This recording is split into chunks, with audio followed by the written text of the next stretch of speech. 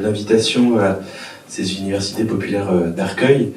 Ça me donne l'occasion de prendre le RER B et puis au lieu de filer pour aller prendre mon avion à Orly, de m'arrêter et de découvrir cette jolie ville assez pentue. J'ai été étonné et je me dis qu'il faut monter des escaliers pour venir jusqu'ici, donc vous êtes vraiment valeureux ce soir de venir écouter cette conférence. Alors ça peut paraître curieux, mais en effet je suis enseignant-chercheur à l'université, la Sorbonne Nouvelle, qui s'est d'ailleurs un petit peu rapproché de l'Est parisien, puisqu'on est installé depuis le mois de septembre dans des nouveaux locaux dans le quartier de Picpus, près de la place de la Nation. Et j'enseigne toute la journée. Aujourd'hui, j'ai fait 6 heures de cours, donc je vais essayer de retrouver un peu mon énergie pour la bonne heure et demie qu'on va passer ensemble. J'enseigne essentiellement sur les jeux vidéo dans un département de cinéma et d'audiovisuel, qui est un vieux département français, un des tout premiers qui s'est intéressé au cinéma en France à la fin des années 70, et qui a développé des cours sur le cinéma et l'audiovisuel, c'est-à-dire que mes aînés et ceux qui m'ont précédé ont pu travailler pas seulement sur le cinéma, mais aussi sur la télévision, la publicité, le CD-ROM, toute une série d'objets audiovisuels. Et quand je suis arrivé dans ce département il y a maintenant pas loin d'une douzaine d'années, eh bien je suis arrivé avec un travail de thèse que j'avais fait sur le jeu vidéo, et à un moment où mes collègues souhaitaient qu'on puisse proposer des enseignements sur le jeu vidéo à la fac. Donc j'enseigne, moi c'est un grand plaisir, avec des étudiants qui ont aujourd'hui entre 19 et 22, 23 ans. J'enseigne des cours d'histoire du jeu vidéo, et ça va être un petit peu l'objet de la discussion de ce soir. J'enseigne également sur l'économie du jeu vidéo et les métiers du jeu vidéo. Et puis j'ai également des cours sur les théories, ce qu'on appelle les game studies et les théories du jeu. Et oui, il y a tout un champ académique, disciplinaire qui existe sur ces questions-là, avec mes étudiants de master dans le cadre de mes séminaires d'enseignement en master.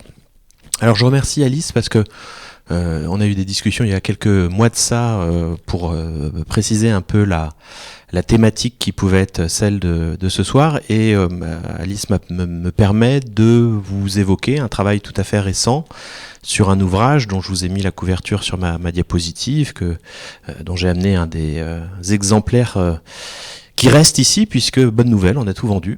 Voilà. Et puis c'est la crise du papier maintenant, donc il n'y a plus de bouquins. Et mon éditeur a des problèmes de stock de papier. Mais en tout cas, c'est un ouvrage que j'ai eu le plaisir de coécrire avec Guillaume Montagnon, et qui est la première tentative de faire une histoire du jeu vidéo en France. Et ça va être un peu l'objet qui va nous intéresser ce soir, avec cette idée de s'intéresser à la manière et les conditions dans lesquelles on a joué à des jeux informatiques ou des jeux vidéo tels qu'on l'entend aujourd'hui sur le territoire national, métropolitain, mais d'ailleurs pas seulement, puisque l'ouvrage évoque aussi quelques cas en Guadeloupe, en Martinique, à La Réunion, de pratiques de jeux vidéo. Un premier aveu, je suis pas historien de formation, moi je suis plutôt sociologue de formation en fait, et puis je me suis orienté vers les études cinématographiques pour faire ma thèse sur les films de cinéma adaptés en jeux vidéo. Et de fait, je me suis retrouvé avec Guillaume, nous nous sommes retrouvés tous les deux à travailler sur cette question de l'histoire du jeu vidéo en France, probablement parce qu'il y avait le sentiment un peu d'une urgence. Et l'urgence était que des gens qui ont participé à ce domaine depuis, vous allez le voir, une soixantaine d'années aujourd'hui, sont des gens qui commencent à disparaître, et en disparaissant, évidemment, partent avec beaucoup d'informations, de connaissances, d'expériences à nous raconter. Alors, il se trouve que j'ai un éditeur très sympathique qui a un joli nom qui s'appelle Pix & Love, c'est un jeu de mots sur Peace and Love, qui est un éditeur qui existe depuis une quinzaine d'années. Ils viennent de fêter leurs 15 ans, si je dis pas de bêtises. Et Pix & Love a eu l'amabilité, il y a une douzaine d'années, de publier un premier ouvrage que j'avais écrit sur l'histoire des relations entre cinéma et jeux vidéo. Et au début des années 2010, Sébastien Mirk, qui était à l'époque directeur d'édition là-bas, m'appelle en me disant on aimerait bien te voir pour te parler de quelque chose. Donc je me rends dans leurs locaux, et ils m'expliquent que ils aimeraient bien faire un ouvrage un peu du même acabit de ce que je leur avais fourni sur les relations cinéma-jeux vidéo, donc un ouvrage un peu universitaire de réflexion et de recherche. Ils aimeraient bien faire la même chose sur le jeu vidéo français. Voilà, et c'est la proposition de départ sur laquelle on discute. On est vers 2011 à peu près, donc il y a un peu plus de 10 ans. Et quand ils me disent ça, je leur dis écoutez, ça tombe bien. Il se trouve que moi, je me suis un peu intéressé à la question du jeu vidéo en France ces derniers mois, parce que j'ai travaillé à la demande d'un historien américain sur le jeu vidéo en France. J'avais pris part à une encyclopédie du jeu vidéo. J'y avais écrit une entrée sur ce qu'on appelle les séquences cinématiques, qui sont ces séquences animées dans les jeux vidéo. Et puis, Mark Wolf, c'est son nom, m'avait recontacté quelques semaines après avoir rendu mon entrée dans son encyclopédie, en me disant, écoute Alexis, on a des entrées par pays, on voudrait une entrée France, et tu es le seul Français autour du projet, donc merci de nous faire très rapidement une petite entrée sur la France et les jeux vidéo. Donc j'ai travaillé avec les sources que j'avais, j'ai rassemblé un peu dans ma bibliothèque ce que j'avais qui pouvait traiter du sujet. Et puis j'ai réussi à produire un petit texte de 500 mots, c'était une petite entrée d'encyclopédie. Et en fait j'en suis sorti avec un sentiment, je dirais presque un peu de frustration. C'est-à-dire je me suis dit, tiens, on a rassemblé des informations, mais en fait ça révèle qu'il y a beaucoup de choses qu'on ne connaît pas sur les jeux vidéo en France. Il y a beaucoup de points aveugles. Par exemple, je n'avais pas d'informations pour savoir si on avait fait des expérimentations en France, parce qu'on sait que aux États-Unis, on en a fait plusieurs qui progressivement amènent vers la forme qu'on appelle aujourd'hui le jeu vidéo. J'avais pas d'informations sur l'arrivée de jeux américains en France, de pouvoir les dater, de pouvoir... Bon, donc c'était beaucoup de frustration, et heureusement, Marc est revenu à ce moment-là, au moment même où je discute avec mon éditeur, pour me dire, écoute, les entrées pays de l'encyclopédie, c'était formidable, donc on fait un bouquin, c'est le petit bouquin que je vous ai mis en bas à droite, qui s'appelle Video Games Around the World, qui est sorti en 2015 et qui m'a permis de développer un peu plus l'entrée France, en même temps qu'avec Guillaume, on amorçait le travail sur notre bouquin. Donc en 2011, quand Pix me propose ça, la première remarque que je vais faire, c'est je vais leur dire, on va peut-être pas parler du jeu vidéo français, mais du jeu vidéo en France. Alors ça peut paraître à peu près la même chose, mais en fait pas du tout. Parler du jeu vidéo en France, c'est parler des pratiques. C'est-à-dire à partir de quand des gens se mettent dans des lieux différents, variés, à jouer avec un ordinateur, avec une machine équipée d'un écran. Alors que le jeu vidéo français, évidemment, ça renverrait plutôt à une production nationale de jeux vidéo sur le territoire national. Et de fait, le jeu vidéo en France englobe le jeu vidéo français, il est plus large, mais surtout, il nous permet de comprendre comment cette pratique est arrivée sur le territoire national. En faisant le travail pour Mark Wolf, l'entrée pour l'encyclopédie, l'article pour son ouvrage de 2015, évidemment on a essayé de rassembler et on commençait à discuter avec Guillaume qui m'avait été présenté par Pix & Love, qui lui-même, il est lyonnais Guillaume, et il s'intéressait aux salles de jeu sur la région de Lyon. On a un peu rassemblé nos forces et puis on commençait un petit peu à penser cet ouvrage, à en faire le chemin de fer d'une certaine façon.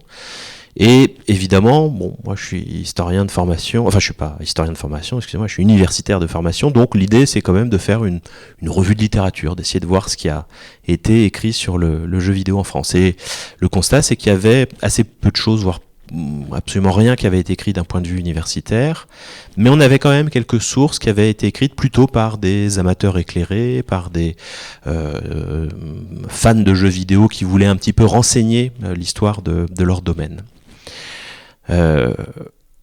Quand je dis que j'étais pas historien, il y a un peu une nécessité de s'improviser historien. Je l'ai dit par rapport à l'urgence de voir des gens disparaître avec des savoirs. Mais aussi parce que l'histoire des jeux vidéo, qui existe depuis la fin des années 1990, a essentiellement été écrite par des Américains et est une histoire plutôt américano-centrée. C'est-à-dire qu'on nous parle du jeu vidéo avec des données qui proviennent du territoire américain, de ce qui s'est passé, ce qui s'est déroulé. Et il se trouve que des chercheurs à travers le monde se sont rendus compte, au début des années 2010, qu'il y avait une forme beaucoup trop américano-centrée de l'histoire du domaine du jeu vidéo, et ont commencé à développer des approches tournées vers leur pays d'origine. Je pense à deux chercheurs, une chercheuse qui s'appelle Melanie Swalwell, qui est australienne et qui a commencé à travailler sur l'histoire du jeu vidéo en Australie, et puis un jeune chercheur tchèque qui s'appelle Jaroslav Zvelch, qui lui s'est intéressé aux jeux vidéo sur micro-ordinateur avant la chute du mur, et a montré dans un ouvrage qui s'appelle Behind the Iron Curtain, derrière le rideau de fer, qui a été publié aux presses du MIT, comme quoi il y avait une activité de production de jeux vidéo très intense en Tchécoslovaquie, puisqu'à l'époque c'était un seul et unique pays, avant la chute du mur. C'est ce qu'on a appelé les Local Video Game Histories, et nous, c'est quelque chose qui a aussi un peu entraîné notre recherche en se disant, nous aussi, on voudrait pouvoir faire pour le cas français, qui est quand même un pays qui compte au niveau mondial dans la création et la production de jeux vidéo, on voudrait faire une histoire qui nous parle précisément de ce territoire-là.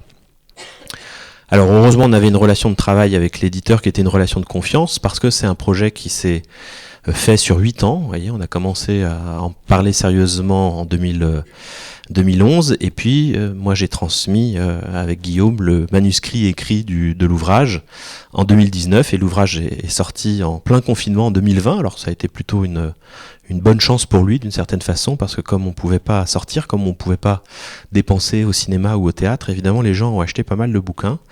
Mais évidemment l'éditeur a été très présent et a accepté d'une certaine façon qu'on prenne le temps de développer ce travail-là, précisément parce que chaque fois qu'on tirait un fil, il arrivait autre chose, et que on avait une masse de données à traiter qui était beaucoup plus importante que la première sensation, la première idée qu'on avait une absence de données sur le domaine. Alors en bons historiens, on a travaillé avec ce qu'on appelle des sources premières, c'est-à-dire aller chercher des documents de travail, aller chercher des contrats, par exemple, qui ont été signés chez des éditeurs, aller chercher des documents, voilà, qui relèvent de la production, de la création, de la distribution de jeux vidéo, des documents, par exemple, des douanes. Il y a des choses tout à fait intéressantes qu'on peut récupérer à ce niveau-là. On a des sources secondaires, elles sont assez nombreuses, ça peut être de la presse professionnelle, ça peut être de la presse spécialisée. En France, depuis les années 80, il y a une presse spécialisée sur le jeu vidéo. Ça peut être également la manière dont la presse généraliste parle des jeux vidéo, dans les pages du Nouvel Observateur, dans les pages du Point, dans les pages du Monde. On a beaucoup de données sur les jeux vidéo dès la fin des années 70 et tout au long des années 80 et 90. Et puis, c'était aussi une envie pour avoir la possibilité de faire ce qu'on appelle une histoire orale, c'est d'aller voir des témoins, d'aller voir des acteurs du domaine et de faire des entretiens historiques avec eux. Des entretiens historiques, c'est-à-dire les rencontrer parfois à 2 reprises pour des entretiens qui peuvent être d'1h30, 2 heures, 2h30 pour certains, évidemment avec tout un travail qui est d'enregistrer ces entretiens et ensuite de les taper à l'ordinateur, de les retranscrire à l'ordinateur pour pouvoir travailler sur cette matière, dans le cadre du bouquin. On a fait une 60aine d'entretiens au final pour cet ouvrage-là. Enfin, en tout cas, on en utilise une 60aine dans l'ouvrage. On en a fait un peu plus, mais tous les entretiens n'ont pas forcément été exploités pour ce volume-là. Et on a eu très rapidement une volonté assez ferme qui n'était pas forcément d'aller vers des personnalités connues ou reconnues du domaine. Il se trouve que depuis une vingtaine d'années, par exemple, on a des développeurs de jeux vidéo ou des développeuses de jeux vidéo qui sont faits chevaliers dans l'ordre des arts et des lettres par le ministère de la Culture, qui sont des figures de la création du domaine ou des entrepreneurs, des chefs d'entreprise. Bon, nous, on a plutôt souhaité aller vers des inconnus, des gens qui avaient eu des fonctions tout à fait banales dans le domaine, mais qui nous parlent réellement de leurs conditions de travail, de ce qu'ils pouvaient faire dans ce domaine-là. Donc par exemple, un chef d'atelier à Baume-les-Dames dans le Doubs. On s'est entretenu avec des commerciaux qui ont travaillé dans le domaine à la fin des années 70, dans les années 80. Enfin voilà, on a essayé de varier un petit peu les entrées, mais autour de gens qui n'étaient pas spécialement connus ou qui avaient pas qui disposaient pas d'une certaine notoriété, on va dire, dans le domaine. Alors à propos de l'histoire nationale, on a mis en citation, en ouvrage, au début de l'ouvrage, quelques mots d'un philosophe et historien qui s'appelle Achille Mbembe, qui a enseigné à l'université de Columbia aux États-Unis, qui enseigne, je crois, actuellement à l'université de Johannesburg en Afrique du Sud. Et on avait ce sentiment, évidemment, aussi que notre rôle en tant qu'historien n'était pas de produire une histoire nationale du jeu vidéo pour célébrer quelques génies créatifs, quelques grandes avancées dans le domaine des jeux vidéo qui seraient dues à des Français ou au génie français ou au savoir-faire français. On a des très bons ingénieurs en France, formés en France dans les années 50-60, ils appartiennent à cette histoire-là, mais on souhaitait bien avoir en tête cette idée que cette histoire du jeu vidéo en France, elle est liée à un objet, le jeu vidéo, qui est un objet qui est immédiatement un objet globalisé. C'est-à-dire que des jeux vidéo, dès lors qu'on rentre dans ce que j'ai l'habitude d'appeler l'histoire marchande des jeux vidéo au début des années 70, on est avec des objets qui circulent des États-Unis à l'Europe, de l'Asie aux États-Unis, des États-Unis à l'Asie. Il y a beaucoup de circulation internationale sur un objet dont les composants sont américains, dont les programmes sont japonais ou européens, etc., etc. Alors Achille Mbembe, dans un entretien qu'il avait donné en 2016 à Libération, disait la chose suivante: l'histoire nationale ne veut rien dire, il n'y a d'histoire que dans la circulation des mondes, dans la relation avec autrui. C'est l'autre, le lointain, qui m'octroie mon identité. Une société qui refuse de se voir donner son identité par l'autre est une société profondément malade, agitée par toutes sortes de troubles.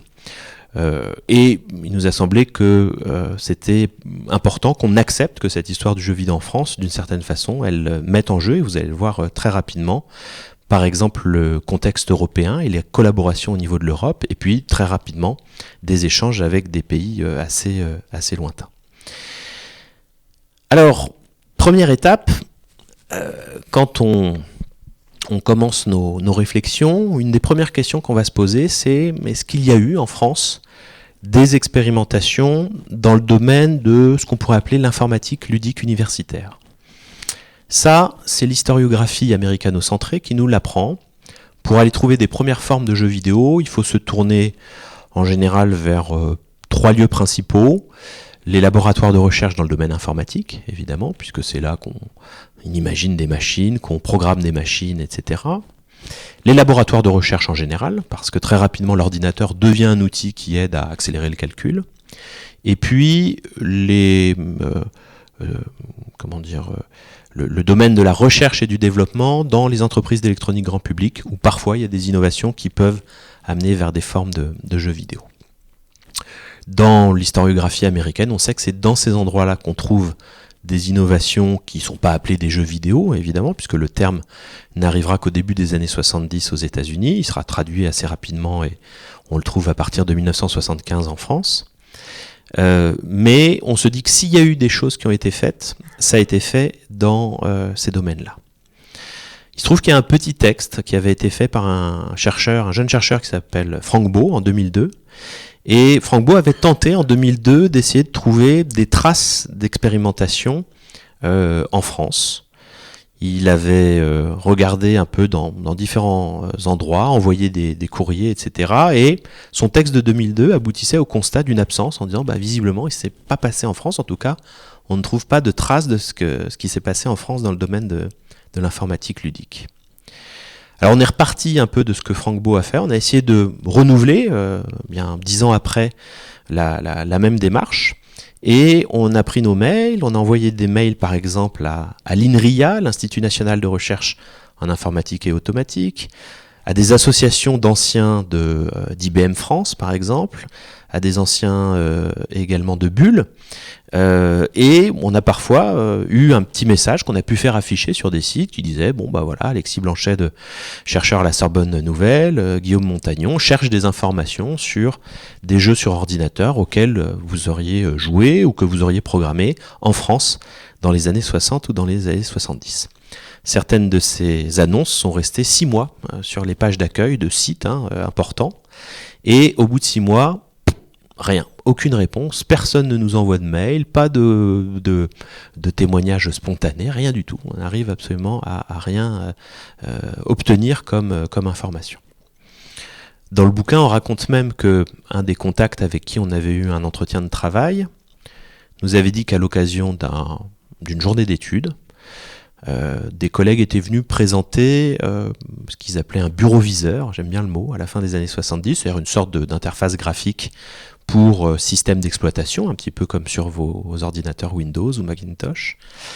Et une question avait été posée à ces personnes en disant à quoi vous n'avez pas pensé à l'époque quand vous avez créé ce bureau-viseur, et les gens avaient répondu, et c'est le contact qui nous rapporte ça, on a pensé à tout sauf aux jeux, on n'avait pas mis de jeux. C'est vrai qu'aujourd'hui il y a des jeux, on joue au Freecell, au démineur sur nos ordinateurs. Et il complète en disant, mais de toute façon, à l'époque, personne ne faisait de jeu en France. Et quelqu'un dans la salle, visiblement un monsieur de 60-70 ans, lève la main et dit, ah si, nous on a fait des jeux sur ordinateur, etc. Bon. Alors le contact voit ça et se rappelle qu'on lui a dit quelques semaines auparavant que nous on cherchait des choses à se mettre sous la dent. Et donc à la fin de la séance, il attrape le type par la manche et il dit, écoutez, vous êtes intervenu là pour dire que vous aviez fait des jeux, bah, ça tombe bien là, moi j'ai deux chercheurs là qui cherchent des informations sur les jeux en France, donnez-moi votre contact et ils vous contacteront pour que vous leur expliquiez. Et mon contact me dit, quand je lui annonce ça, il dit, oh non mais c'était pas quelque chose de très important, et le type file. On ne saura jamais ce qu'il avait fait ou sur quoi il avait pu travailler. Qu'est-ce que ça veut dire ? Ça veut dire que le jeu, ça reste le jeu et qu'on est en France. Et en France, et probablement on doit ça aux philosophes des Lumières, on n'aime pas trop le jeu. Le jeu, c'est parfois un peu une perte improductive. Bon. Philosophes allemands, ils sont plus sympas avec le jeu. Ils acceptent qu'on puisse jouer, qu'on puisse apprendre en jouant, mais c'est pas obligatoire. En France, on veut bien jouer, mais il faut que ça ait un rôle, il faut que ça soit pour la pédagogie, pour apprendre, etc. Donc probablement que tous ces chercheurs-là, eh bien, ils n'ont pas osé nous dire. Voilà, on en arrive à ce constat-là parce que vous allez voir qu'on a quand même trouvé des choses et qu'il y a bien des choses qui ont été faites en France. On a peut-être juste la pointe émergée de l'iceberg, mais dans nos échanges, on a bien compris que c'était difficile parfois d'assumer d'avoir fait des applications qui étaient proches du jeu. Alors, quelles sources on peut explorer quand on a comme ça pas de gens qui spontanément viennent vers vous ?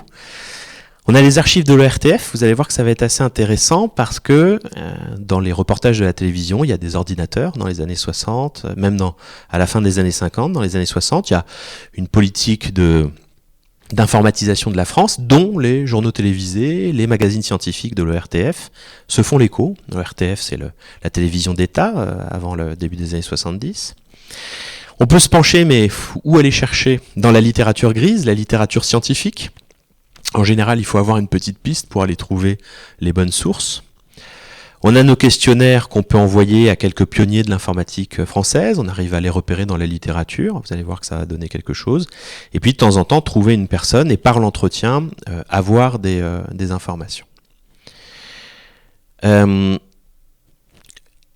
Notre première touche, d'une certaine façon, c'est une archive qui va nous la donner, qui va nous faire découvrir Paul Brafort, je vais vous le présenter dans un instant, qui, d'une certaine façon, même si notre histoire du jeu vidéo en France n'est pas une histoire des grands hommes, j'ai bien expliqué qu'on cherchait surtout à comprendre les contextes et la manière dont ça se passait, mais qui est en tout cas notre première date dans l'histoire du jeu vidéo en France. On se rend à l'INA, l'Institut National de l'Audiovisuel, et on commence à faire des recherches sur les bases de données de l'INA. Évidemment, si vous faites des recherches sur le mot jeu vidéo, de fait, le mot jeu vidéo a une histoire, lui aussi, et donc vous n'arriverez pas à avoir des archives au-delà de 1978. Bon. En revanche, si vous commencez à faire des recherches sur ordinateur, informatique, sciences informatiques, cybernétique, des vieux termes des années 50, intelligence artificielle, dont on parle beaucoup en ce moment, mais le terme est assez ancien, sciences computationnelles, par exemple, vraiment des termes qui renvoient à ce qu'était la perception de l'informatique. À ce moment-là, vous allez voir arriver des archives audiovisuelles qui vous montrent, des ordinateurs, et très souvent pour vous présenter les ordinateurs, qui vous montrent la manière dont l'ordinateur peut jouer avec ou contre l'homme. Ben, c'est une de ces archives qui date de 1971 qui nous met sur la piste de Paul Brafort. Je vous passe l'archive.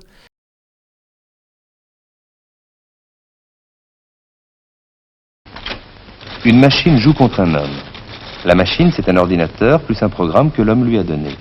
L'homme, c'est Paul Brafort, professeur d'informatique à Saclay. Le L de gauche est à la machine, le L de droite à l'homme. Chacun joue à son tour et essaye de coincer l'autre.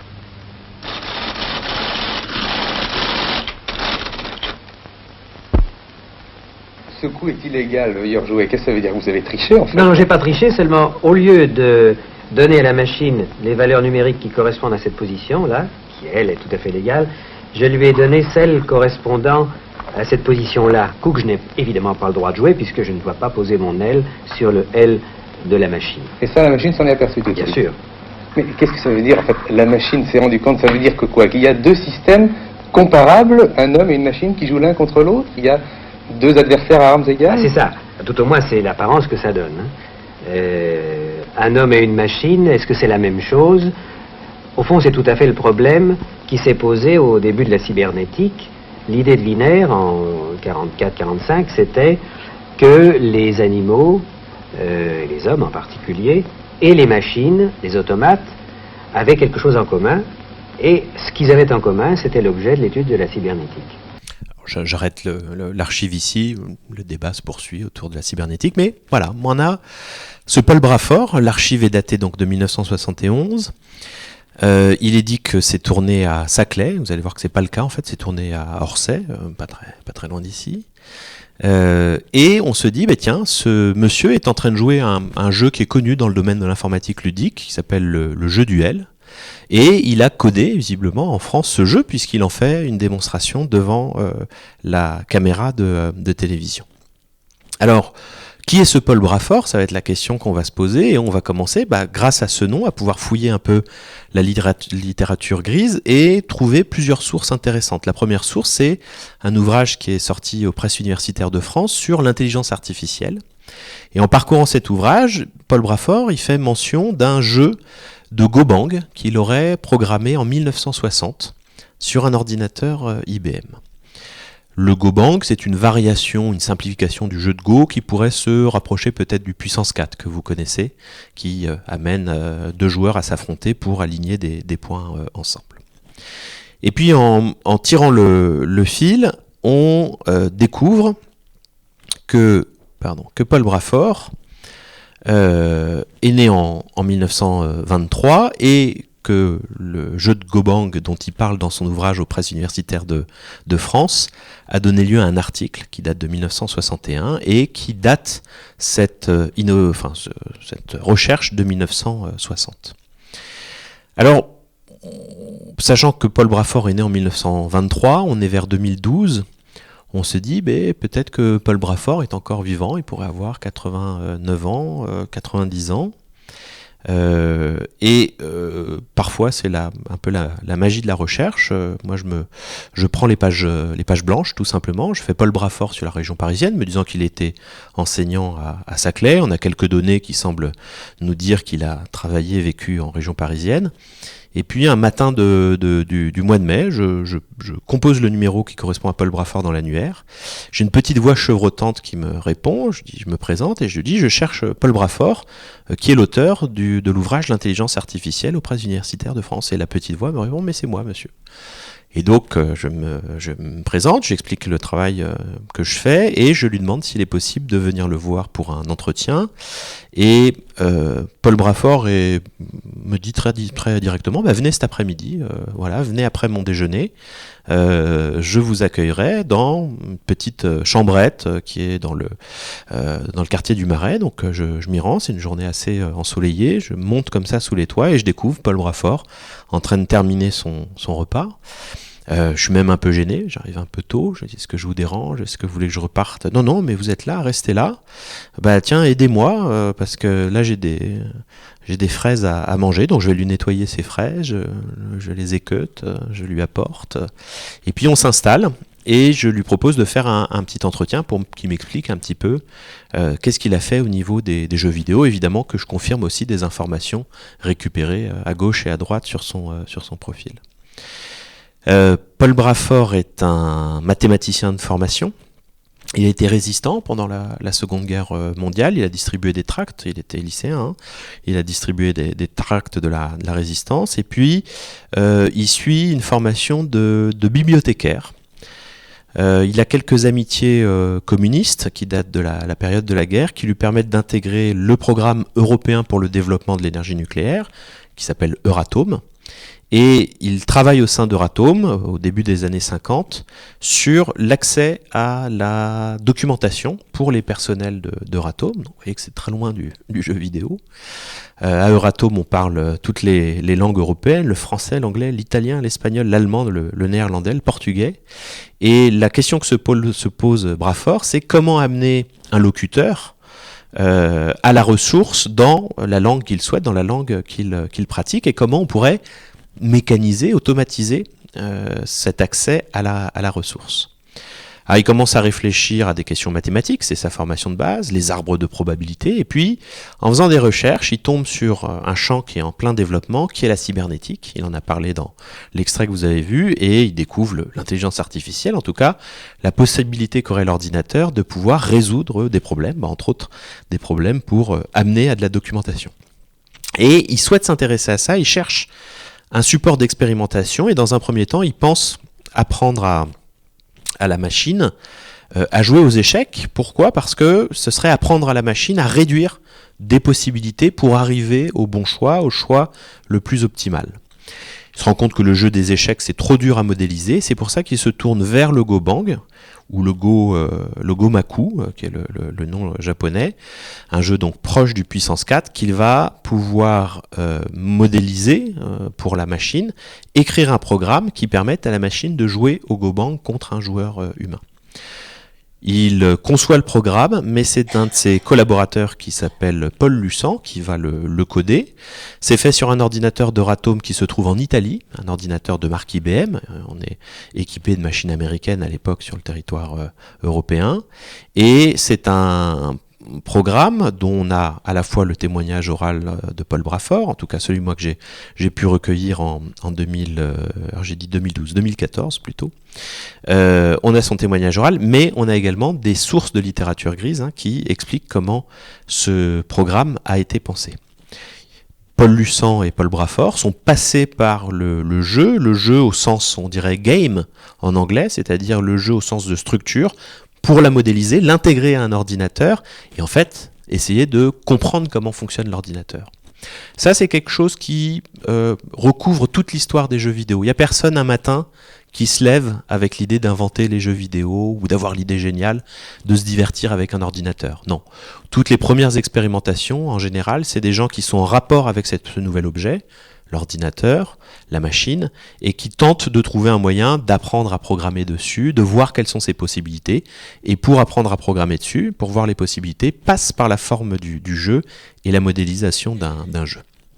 Ce qui fait que le bouquin s'appelle « Une histoire du jeu vidéo en France 1960 », précisément parce que, en l'état de nos connaissances actuelles, c'est la date la plus lointaine sur laquelle on puisse faire remonter une expérimentation qui passe par la machine, et vous imaginez bien que c'est vraiment un proto-jeu vidéo d'une certaine façon, c'est un jeu de l'informatique ludique universitaire, on aime les appeler comme ça, c'est-à-dire qu'il faut un plateau de jeu de Go-Bang, que comme dans la petite vidéo que vous avez vue en 71, les informations de la machine sont imprimées sur un petit rouleau d'imprimante, et puis on va pouvoir jouer comme ça, mais la machine va pouvoir communiquer les coups qu'elle souhaite faire pour jouer contre le joueur humain. Alors Paul Brafort, quand même, quand on fouille un petit peu, le profil est tout à fait étonnant. Il se trouve que c'est un membre depuis les années 50 de l'Oulipo, l'ouvroir de littérature potentielle, ce collectif de poètes, d'auteurs, parmi lesquels on compte Queneau, Raymond Queneau, Georges Perec, François Le Lyonnais, qui est un mathématicien, et on sait que c'est un collectif qui a le goût du jeu et le goût des lettres, par exemple l'écriture sous contrainte, la fameuse disparition de Georges Perec, ce roman écrit sans utiliser une seule fois la lettre E. Eh bien, Paul Brafort, que vous avez dans cette photographie de l'Oulipo, qui avait été montrée à l'occasion d'une exposition à la Bibliothèque nationale de France, voilà, Paul Brafort, il est en chemise bleu marine, juste ici, debout, derrière François le Lyonnais, on reconnaît Georges Perec avec sa touffe de cheveux et sa barbe, et Brafort fait partie de ce collectif, travaille avec ces gens-là. On sait également qu'il a une activité de poète, de parolier, de compositeur. C'est quelqu'un qui a écrit des textes pour Juliette Gréco, pour Barbara également. C'est quelqu'un qui a également interprété ses propres compositions et on trouve dans les archives, par exemple, des affiches des Trois Baudets, le cabaret parisien, où on voit que Brafort a débuté avec Jacques Brel et a partagé l'affiche avec Mouloudji, par exemple, avec toute une série d'artistes des années 50 qui commençaient leur carrière dans les années 50 en France. Au-delà de sa simulation de Go-Bang, on le retrouve en 1975 autour d'une version pour ordinateur des 100 000 milliards de poèmes de Raymond Queneau. Donc ce poème procédural imaginé par Queneau sous la forme d'un ouvrage avec des centaines de petites bandes qu'on peut associer les unes avec les autres. Et puis, alors ça a été assez drôle puisque moi j'avais présenté il y a 6-7 ans ses premiers résultats de recherche à un congrès, un colloque d'histoire des médias qui avait lieu à Saint-Quentin en Yvelines. Et puis je parle de Paul Brafort, j'explique un peu là ce que je suis en train de vous raconter là. Et puis les gens viennent me voir à la fin, ils me disent mais c'est étonnant, nous on connaît Paul Brafort, mais on connaît Paul Brafort pour ce qu'il a fait au début des années 80, c'était des collègues qui étaient dans le domaine de l'histoire de la littérature, et ils connaissaient une expérimentation que Brafort avait fait en 82 qui s'appelait l'Alamo. Donc là aussi le goût un peu des jeux de mots de l'Oulipo. Alamo, c'est atelier de littérature assisté par la mathématique et les ordinateurs. Et tous ses collègues en histoire de la littérature connaissaient le Brafort qui faisait des expérimentations entre littérature et ordinateur dans les années 80, mais ignoraient ce passé de Brafort autour des arbres de probabilité et de ses expérimentations sur l'ordinateur. Alors c'est la bande chronologique un peu de départ de notre histoire, mais vous voyez comment on tire le fil d'une certaine façon entre une archive de 71. Alors moi j'ai eu la chance de lui montrer l'archive à Paul Brafort. Paul Brafort est mort en 2018, mais en 2014 c'était quelqu'un d'assez affaibli physiquement, mais qui était encore très vif d'esprit, qui avait les idées tout à fait claires. Je me rappelle l'avoir rencontré un jeudi et il était très très excité parce que Arte à l'époque diffusait une série danoise, je crois, qui s'appelle Real Humans, qui était sur les cyborgs. Et Paul Brafort, à l'époque donc 91 ans, suivait ça de manière très très intéressée et c'est presque une des premières choses qu'il me dit. Il me dit, je suis très impatient d'être ce soir puisque j'ai les 2 épisodes de ma série sur les cyborgs. Donc voilà, vraiment quelqu'un qui était encore extrêmement vif d'esprit et avec qui l'échange avait été, alors évidemment, on n'avait pas pu faire 1h30 ou 2 heures d'entretien. Au bout de 50 minutes, je le sentais fatigué et après lui avoir demandé les précisions et surtout d'avoir essayé qu'il reste à sa place parce qu'il voulait toujours se lever pour aller me chercher quelque chose, un document à me montrer, mais d'avoir pu faire cet entretien avec lui. Alors il se trouve que les archives de l'audiovisuel vont quand même nous donner beaucoup de pistes et vont nous permettre, et c'est ce qu'on développe dans le premier chapitre du bouquin, de présenter à peu près une 8aine de cas repérés dans les archives où on sait qu'en France, sur des ordinateurs, on a codé des jeux. Et en fait, on retrouve une des utilités importantes de ces jeux. Je l'ai dit, très souvent on code ces jeux pas du tout pour jouer ou pour le plaisir du jeu, mais on code ces jeux pour apprendre à programmer sur des machines, et très souvent aussi pour faire des démonstrations des capacités de ces machines, et c'est le cas dans le document que je vais vous montrer tout de suite. C'est un sujet de la télévision française, c'est un journaliste qui s'appelle Roger Louis, dans un magazine de sciences, et Roger Louis va nous présenter alors on l'appelle pas tout à fait un ordinateur, une sorte de terminal de télécommunication qui s'appelle Antinea, qui a été conçu en 1958, qui est quelque chose qui préfigure un peu les terminaux téléphoniques automatiques, et vous allez voir Roger Louis jouer avec Antinea. À ce moment, on ouvre Alors c'est une petite séquence où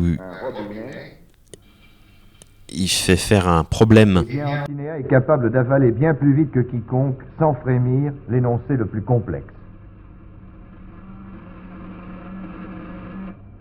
Je vous relis l'énoncé. Un réservoir de contenance de 1000 litres contient au départ 400 litres d'eau. À ce moment, on ouvre un robinet qui le vide à la vitesse de 25 litres minute. Au bout de 5 minutes, on ouvre une vanne qui le remplit avec un débit de 55 litres par minute. Au bout de 10 minutes, on ouvre un robinet qui le vide de 10 litres par minute, en plus du précédent robinet.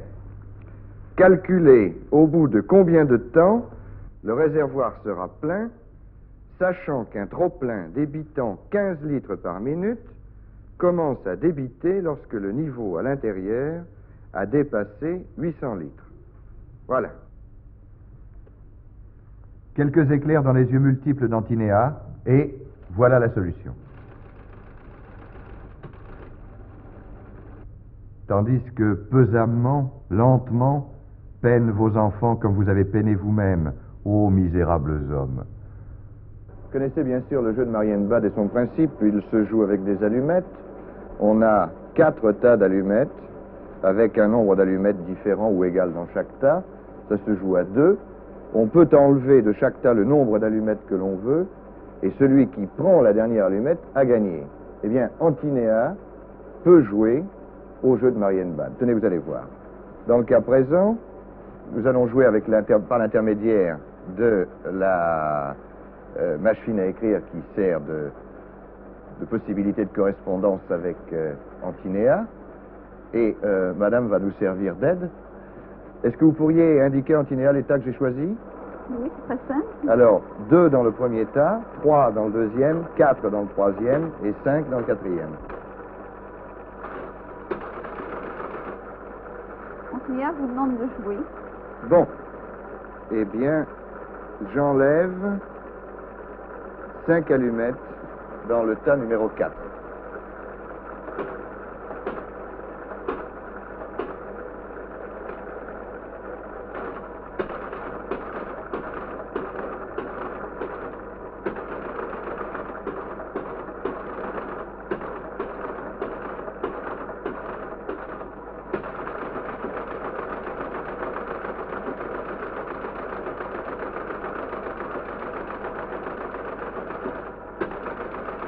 Ça m'a l'air d'être très long, Antinéa a enlevé 3 allumettes dans le tas numéro 3. Oui. Et d'autre part, elle vous a dit, j'ai déjà gagné, mais vous pouvez continuer à jouer. Ah ben c'est réconfortant, ça. Voilà, donc vous voyez un peu la mise en scène pour la télévision, mais évidemment c'est pas rien que Roger Louis soit défait de cette manière-là par une machine. Alors le jeu de Marienbad ou le jeu de Nîmes, vous connaissez le principe, avec un algorithme bien pensé. Dès le premier coup du joueur humain, la machine sait tout à fait comment faire que la partie se déroule pour qu'elle soit systématiquement gagnante à la fin. Et par ailleurs, on retrouve l'humour un peu potache des ingénieurs qui se moquent un peu du joueur humain. Antinéa dit qu'elle a déjà gagné, mais enfin vous pouvez continuer à jouer si ça vous amuse. C'est évidemment une démonstration des capacités de la machine, des capacités de l'ordinateur. Dans une France de la fin des années 50, l'archive date de 1958, de 1963, excusez-moi, l'archive date de 1963, et en 1963, évidemment, il faut essayer de convaincre les Français, particulièrement ceux qui payent leurs impôts, de l'intérêt de pouvoir utiliser l'ordinateur et d'équiper en ordinateur la France, et quelle meilleure démonstration qu'un ordinateur qui défait l'esprit humain et qui défait l'esprit humain en plus d'un journaliste de télévision de cette manière-là. Donc là, on est vraiment dans des cas qu'on va retrouver à plusieurs occasions à la télévision. Le jeu vidéo, ou le jeu qui s'appelle pas encore le jeu vidéo, le jeu informatique est une démonstration simple et convaincante des prouesses de l'informatique. Il y a à la fois l'aspect rassurant et intelligible du jeu, c'est-à-dire que le téléspectateur, qu'il soit ouvrier, cadre ou paysan, il connaît le jeu de Nîmes et il voit très bien quels sont les tenants et les aboutissants du jeu. C'est une mise en valeur de l'intelligence de la machine, de l'intelligence du programme.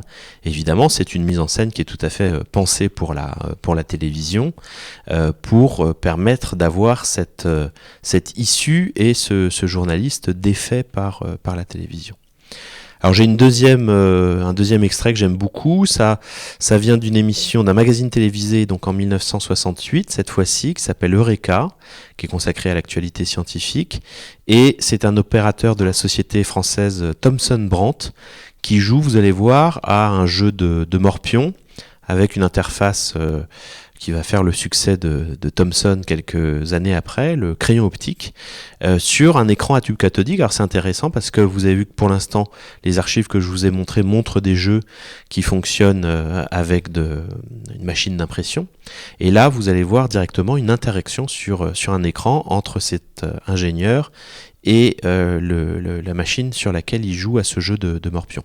Alors attention, comme c'est un magazine un peu scientifique, qui a des accents un peu futuristes, ou en tout cas, donc il y a un peu une mise en scène et une mise en son de la séquence, avec des sons un peu électroniques, avec évidemment une actrice qui va doubler un peu le message de la machine, mais je vous laisse voir la manière dont la partie se termine, et ce que la machine va produire à la fin de la partie.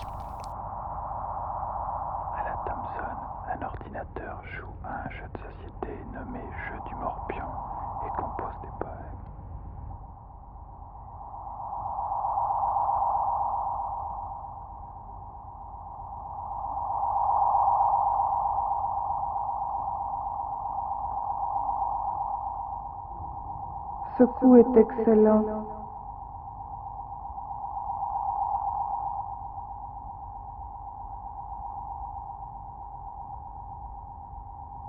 Je crois avoir trouvé une parade.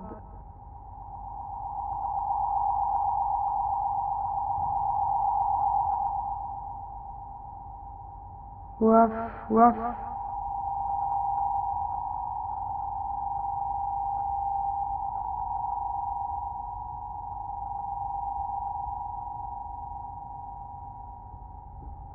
Sur ce coup, je me roule de joie.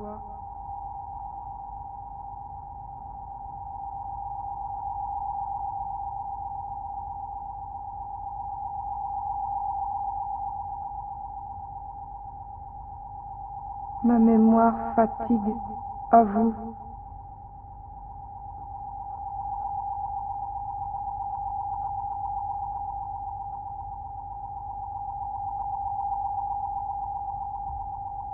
Des flots de contentement me traversent.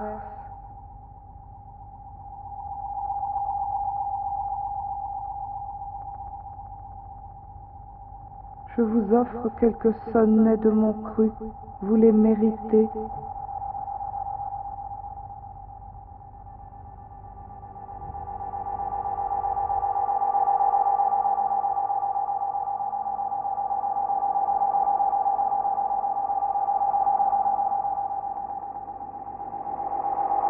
Donc voilà, la machine génère alors de manière procédurale en fait un poème. De quelle manière ça fonctionne? Elle emprunte des vers à différents poèmes de la poésie française. On retrouve Supervielle dedans, du Baudelaire, etc. Et elle produit comme ça par des effets d'accords de vers croisés, une sorte de, alors elle dit un sonnet, c'est pas tout à fait un sonnet d'ailleurs, mais elle produit des rimes entre ces vers avec des vers empruntés de ci de là, probablement dans une base de données pour conclure la partie. Alors ça c'est assez intéressant parce que ça nous renvoie un petit peu, comme on l'avait vu avec Paul Brafort, à finalement une dimension assez littéraire de ce qu'on peut trouver dans le domaine des jeux informatiques français. Et on le sait, les ingénieurs qui sont formés en France après-guerre ont une formation qui est une formation c'est évidemment plutôt mathématique et technique, mais continue dans la tradition de l'honnête homme des 16e et 17e siècles à être aussi sensibilisés à la littérature, à la poésie, etc. Et on retrouve ça un petit peu dans leur jeu, à la fois cet humour un peu potache de cette machine ici qui est doublée par une voix féminine dans le cadre de l'archive et du sujet que je viens de vous montrer, qui se moquent un petit peu des joueurs, qui les font un peu tourner en bourrique. Et en même temps, Paul Brafort appartenait à l'Oulipo. Ici, on produit des poèmes de manière procédurale à partir de la langue française, comme récompense, d'une certaine façon, pour le joueur. Donc oui, c'est ça, des vers qui sont empruntés. On avait dû essayer d'analyser, de modifier un peu l'image, parce que même l'archive était très floue, on arrivait à peine lire, mais on avait avait retrouvé des vers de Guillaume Apollinaire, tirés d'Alcool, et de Émile Verhaeren, par exemple, des villes tentaculaires dans ce qui s'affichait à la fin de la séquence que je viens de vous montrer. Alors ces deux cas illustrent assez bien l'usage de l'informatique ludique qu'on retrouve par ailleurs aux États-Unis, voire en Grande-Bretagne, c'est-à-dire celui d'une démonstration efficace, parlante, des capacités de la machine, et une démonstration qui se fait à l'usage du grand public et qui passe par la forme du jeu. Et puis, en tout cas, on le défend peut-être comme une identité, ou en tout cas une caractéristique, c'est qu'il y a une dimension à la fois communicationnelle, cette idée de penser que la machine communique avec le joueur, et assez littéraire, qui n'est pas forcément ce qu'on va trouver par exemple du côté de certains jeux américains, qui sont plutôt du côté de la modélisation et du système modélisé. Alors, on a quand même eu un échange, et je terminerai là-dessus sur ce qui concerne l'informatique ludique. On a eu un échange avec des anciens d'un laboratoire d'images de synthèse qui s'appelle l'IMAG, qui était installé à Grenoble dans les années 60, informatique et mathématiques appliquées de Grenoble. On s'est dirigé vers ce laboratoire tout simplement parce que une des sources qu'on avait obtenues nous informait que ce laboratoire était équipé d'un ordinateur de marque DEC, une marque américaine, et de modèle PDP, le PDP-8, PDP-8. Or, dans l'historiographie américaine, on sait que le PDP, c'est un ordinateur sur lequel des étudiants du MIT, en 1962, il y a maintenant 60 ans, ont codé ce qui est souvent perçu comme le premier jeu de l'histoire des jeux vidéo, un programme qui s'appelle Space War, et qui avait été codé en 1962 sur un ordinateur PDP. Donc notre hypothèse était que peut-être qu'en France, on avait joué à Space War, d'autant plus que l'historiographie américaine semblait dire que le PDP et le développement du PDP étaient souvent accompagnés des lignes de code de Space War pour pouvoir y jouer, pour pouvoir le faire fonctionner. Donc on est allé trouver des informations sur ce qui se faisait à l'IMAG dans les années 60, on a trouvé des vieilles thèses, on a retrouvé le nom de gens qui à l'époque faisaient leur thèse à l'IMAG, et on les a contactés tout simplement par mail, parce que, et ça c'est assez agréable dans ce type de recherche, c'est des gens qui ont été formés en informatique dans les années 60, donc c'est des gens qui aujourd'hui ont 70, presque 80 ans, mais qui restent des gens très connectés, donc qui consultent leur mail plusieurs fois par jour, ce qui fait qu'on peut écrire par exemple à Michel Lucas, qui va être notre premier interlocuteur, pour se présenter et lui dire, écoutez monsieur Lucas, on sait que vous aviez un PDP-8 à Grenoble en 1966, on voulait savoir si vous aviez joué à une application américaine qui s'appelle Space War, parce que on sait que ce jeu était très souvent associé à cette gamme d'ordinateurs. Et moi je lui ai écrit à 10h, et à 10h40, Michel Lucas me répond, donc c'est assez agréable, ça va vite, et il me répond, écoutez cher monsieur Blanchet, j'ai bien lu votre message, mais ce que vous me dites là me rappelle absolument rien, j'ai jamais joué à un jeu qui s'appelait Space War, et d'ailleurs, vous savez, l'ordinateur était très très sollicité, très demandé, on pouvait pas faire n'importe quoi avec, et on n'avait pas le temps de jouer à des jeux ou de programmer des jeux dessus.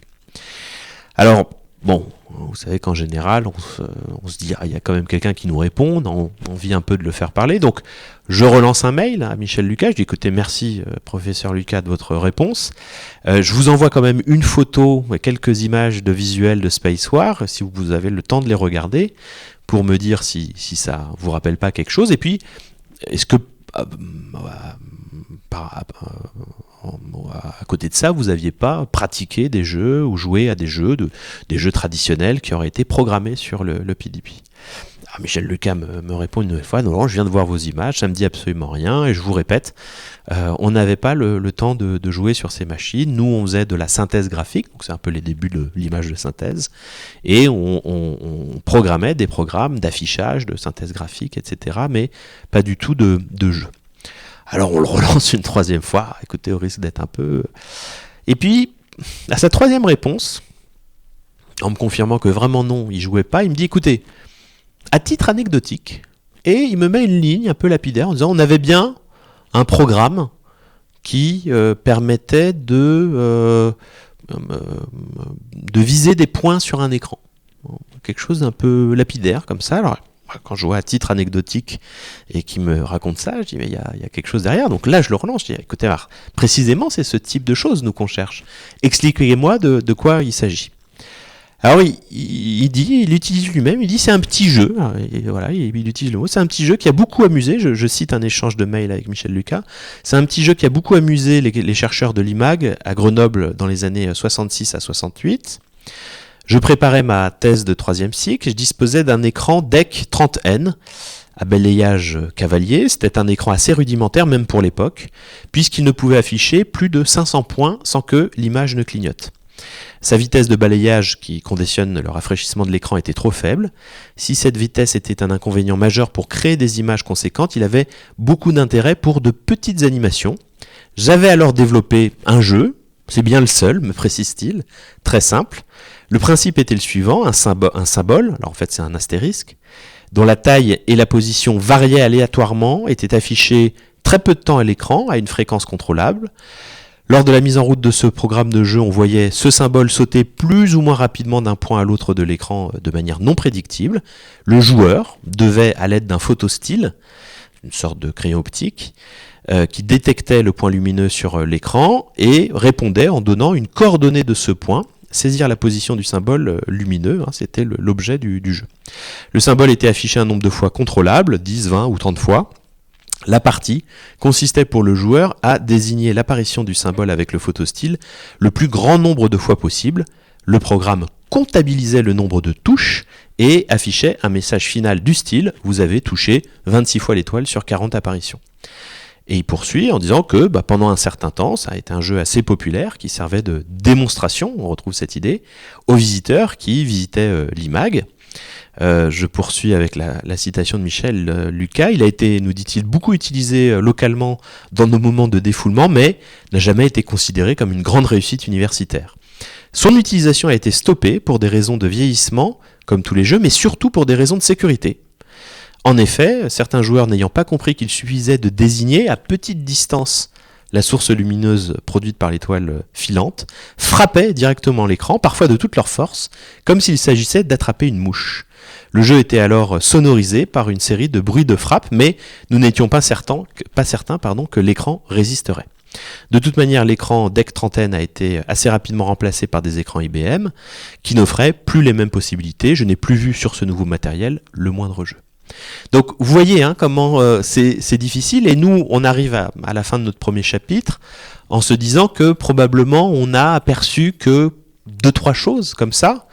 Évidemment, moi ma grande espérance est que en venant vous parler ce soir, quelqu'un à la fin de la rencontre descende me voir et me dit écoutez, il se trouve que moi dans les années 60 j'ai fait ceci, cela. C'est pas encore arrivé. On a pensé un temps peut-être que la sortie de l'ouvrage permettrait ça, mais ça n'a pas été le cas non plus. Donc voilà ce qui s'est passé du côté des laboratoires, et c'est une vraie découverte historique pour le coup, parce que tout le monde l'ignorait avant que le bouquin ne sorte. Et puis même les collègues internationaux, moi avec qui je discute, sont parfois assez étonnés. Par exemple à Grenoble, on a parlé avec Michel Lucas, et puis on a parlé également avec Olivier Le Carme. Olivier Le Carme, c'est l'auteur d'un langage de programmation qui s'appelle le Lagrol. Lagrol, ça veut dire langage graphique d'Olivier Le Carme. Et il a fait avec ce langage une application qui s'appelle Auto, qui permet de déplacer un élément figuratif à l'écran. Ça, quand j'en parle à des collègues américains, ils me disent si en 1966 il y avait ce type d'application sur des decks en France, c'était des choses qu'il n'y avait pas aux États-Unis à la même époque, en tout cas avec des éléments graphiques. Olivier Lagrol nous dit que l'auto ressemblait un peu à un dessin d'enfant, mais enfin faisait une certaine dimension à l'écran et permettait d'animer cet objet. C'est pas tout à fait un jeu, contrairement au jeu de touche de Michel Lucas, mais ça reste quand même des innovations qui ont été faites, et probablement qu'il y a des choses encore à découvrir dans ce domaine-là. Alors l'histoire du jeu vidéo, elle est évidemment marquée par le succès d'un jeu, il y a 50 ans de ça, en 1972, qui est un jeu américain qui s'appelle Pong, que vous avez probablement déjà croisé peut-être dans les années 70 dans des bars ou dans des cafés. Pong, vous savez, c'est ces deux raquettes droites qui s'échangent un point lumineux, et une des questions qu'on s'est posées avec Guillaume, c'était de dater l'arrivée de ce Pong en France, en se posant la question à partir de quand on a pu jouer à Pong en France. Et là, c'est Guillaume qui est arrivé avec une source tout à fait intéressante qu'il avait repérée à la Bibliothèque nationale et que j'ai explorée avec lui, qui était la presse professionnelle d'automatique de divertissement. L'automatique de divertissement, c'est un secteur assez général, le secteur de l'automatique. C'est toutes les machines mécaniques, par exemple des distributeurs de glaçons ou des distributeurs de boissons qu'on a dans les stations de métro ou dans les salles de cinéma comme ici, et ce sont des machines d'automatique. Voilà. Et puis l'automatique de divertissement, c'est le secteur où ces machines servent à se divertir, donc ça nous renvoie vers les flippers, ce que les Américains appellent les pinballs, les jeux de fléchettes, les baby-foot, tout ce type de matériel de jeu qu'on retrouve dans les bars, les cafés, les lieux de sortie parfois. Je vous ai mis quelques photos de Douaneau, en tout cas celle du haut est une photo de Douaneau, où on voit un Parisien jouer à un flipper dans les années 50. Ce secteur existe depuis la fin du 19e siècle, début du 20e siècle en France. C'est un secteur très organisé, avec des gens qui fabriquent, qui importent des flippers ou parfois des jukebox aussi. Ça fait partie des machines qui sont exploitées par l'automatique de divertissement. Il y a un échelon qui est celui de la distribution. Il y a un échelon très important qui est celui de l'exploitant placier. L'exploitant placier, c'est celui qui va investir dans des machines, puis qui va les placer dans des bars, dans des cafés pour gagner de l'argent avec. Et puis il y a tout un milieu qui est un milieu de commerçants, de patrons de bars par exemple, mais également un milieu de forains qui va exploiter ces machines, et c'est dans les débits de boissons ou dans les fêtes foraines que ces machines trouvent leurs usagers. Parfois aussi, ça c'est un terme, moi j'en ignorais l'usage pour cette réalité-là, c'est le terme de kermesse.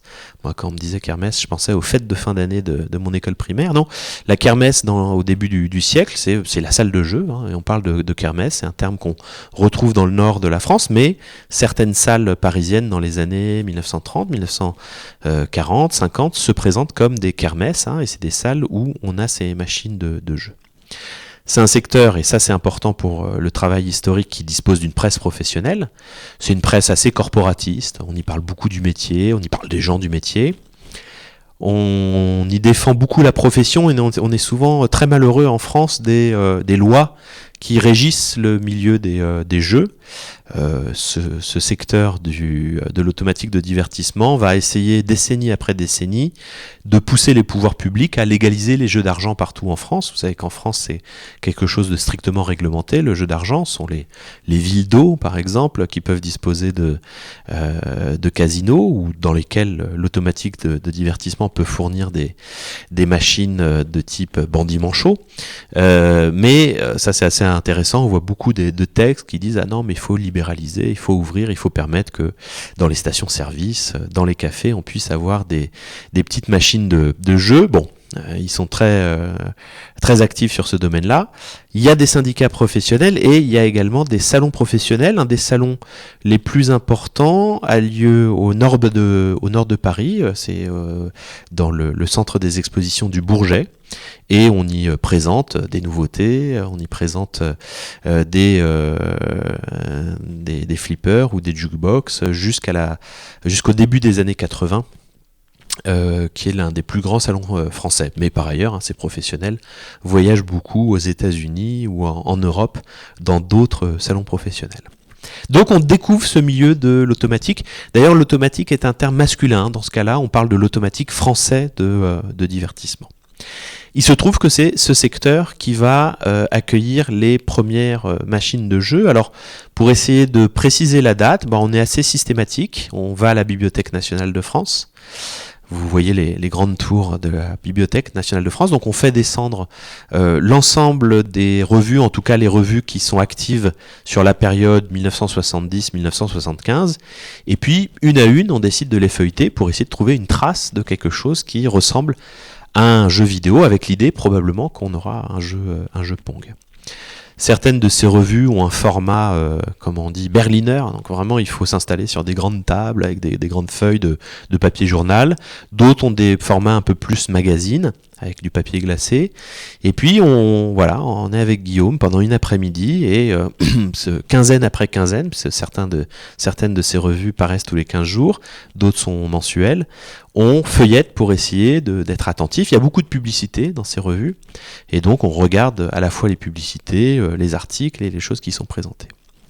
Et puis, à force d'abnégation et de travail, on tombe en juin 1973. Alors, je suis désolé, c'est pas le document qui est là sur ma diapositive. J'ai malheureusement pas l'image dans ce support-là, mais on tombe en juin 1975 sur une publicité pour une nouveauté américaine qui s'appelle le TV Ping Pong. C'est une entreprise américaine qui s'appelle Chicago Coin qui le commercialise, et c'est un importateur français qui s'appelle Bussoz, qui est une des entreprises un peu pionnières dans le domaine de l'automatique français, qui le présente comme, je cite, une nouveauté américaine sensationnelle. La machine est présentée à côté d'un air hockey. Vous savez, cette machine de divertissement de foire où on s'envoie un palais comme ça, et donc de fait le TV ping-pong et le air hockey, c'est à peu près le même type de jeu, mais l'un propose un encombrement qui est bien moindre, en plus d'une proposition technique intéressante puisque c'est électronique et ça fonctionne avec un écran. Alors cette publicité, elle arrive au début de l'été 1973. On se dit, si Bussoz communique sur cette machine, c'est probablement qu'à l'été 1973, ces machines sont arrivées sur le territoire français, qu'on a pu commencer à jouer aux jeux vidéo en France. Et on essaye de regarder dans ce numéro-là, dans les numéros qui suivent, si on parle de cette nouveauté, et on se rend compte que c'est un non-événement absolu. Personne ne relève l'arrivée des jeux vidéo, c'est pas du tout vécu comme une révolution ou un changement radical. On est dans un secteur, l'automatique, qui est un secteur qui fonctionne sur la nouveauté, ces machines de divertissement. Il faut que d'un flipper à un autre, il y ait des innovations, il y ait des choses nouvelles, il y ait des choses attrayantes, et de fait, mettre une machine avec un écran de télévision et qui fonctionne sur de l'électronique, eh bien c'est une proposition nouvelle, une nouveauté, une gamme nouvelle parmi d'autres gammes qui n'appelle pas de commentaires particuliers de la part des professionnels.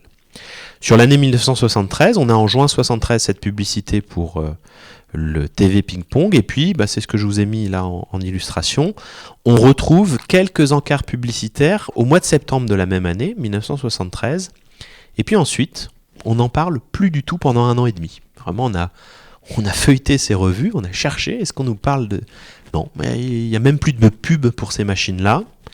En tout cas, il a fallu qu'on feuillette jusqu'à juillet 1975 pour retrouver une mention de cette gamme de jeux Pong.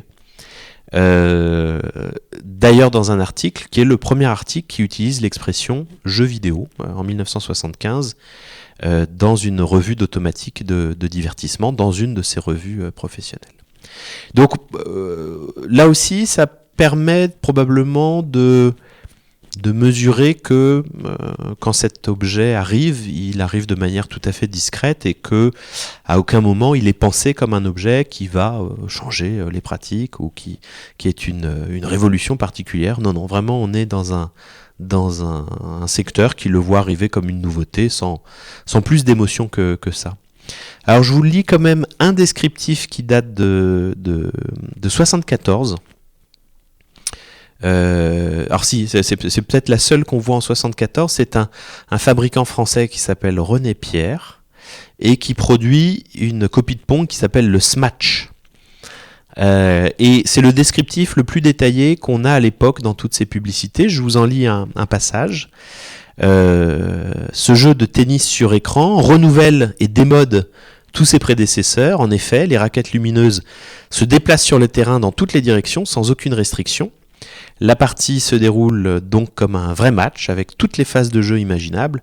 Monté au filet, smash, reprise à la volée, etc. Chaque fois qu'un point est marqué, il est affiché automatiquement. La partie se termine lorsqu'un des deux joueurs atteint 15 points. Et comme souvent dans ces publicités de la presse professionnelle d'automatique, on nous indique les mesures du smash, on indique le poids, 65 kg, et également parfois la taille pour avoir une idée de l'encombrement de cette machine. Et on peut tout à fait imaginer que les exploitants de l'époque, donc ceux qui achètent ces machines pour les mettre en exploitation dans des débits de boissons, qui restent en France le lieu où vont être essentiellement exploitées ces machines, se disent que c'est peut-être un moyen de pouvoir amener de l'animation dans un débit de boisson sans forcément sacrifier une arrière-salle, par exemple.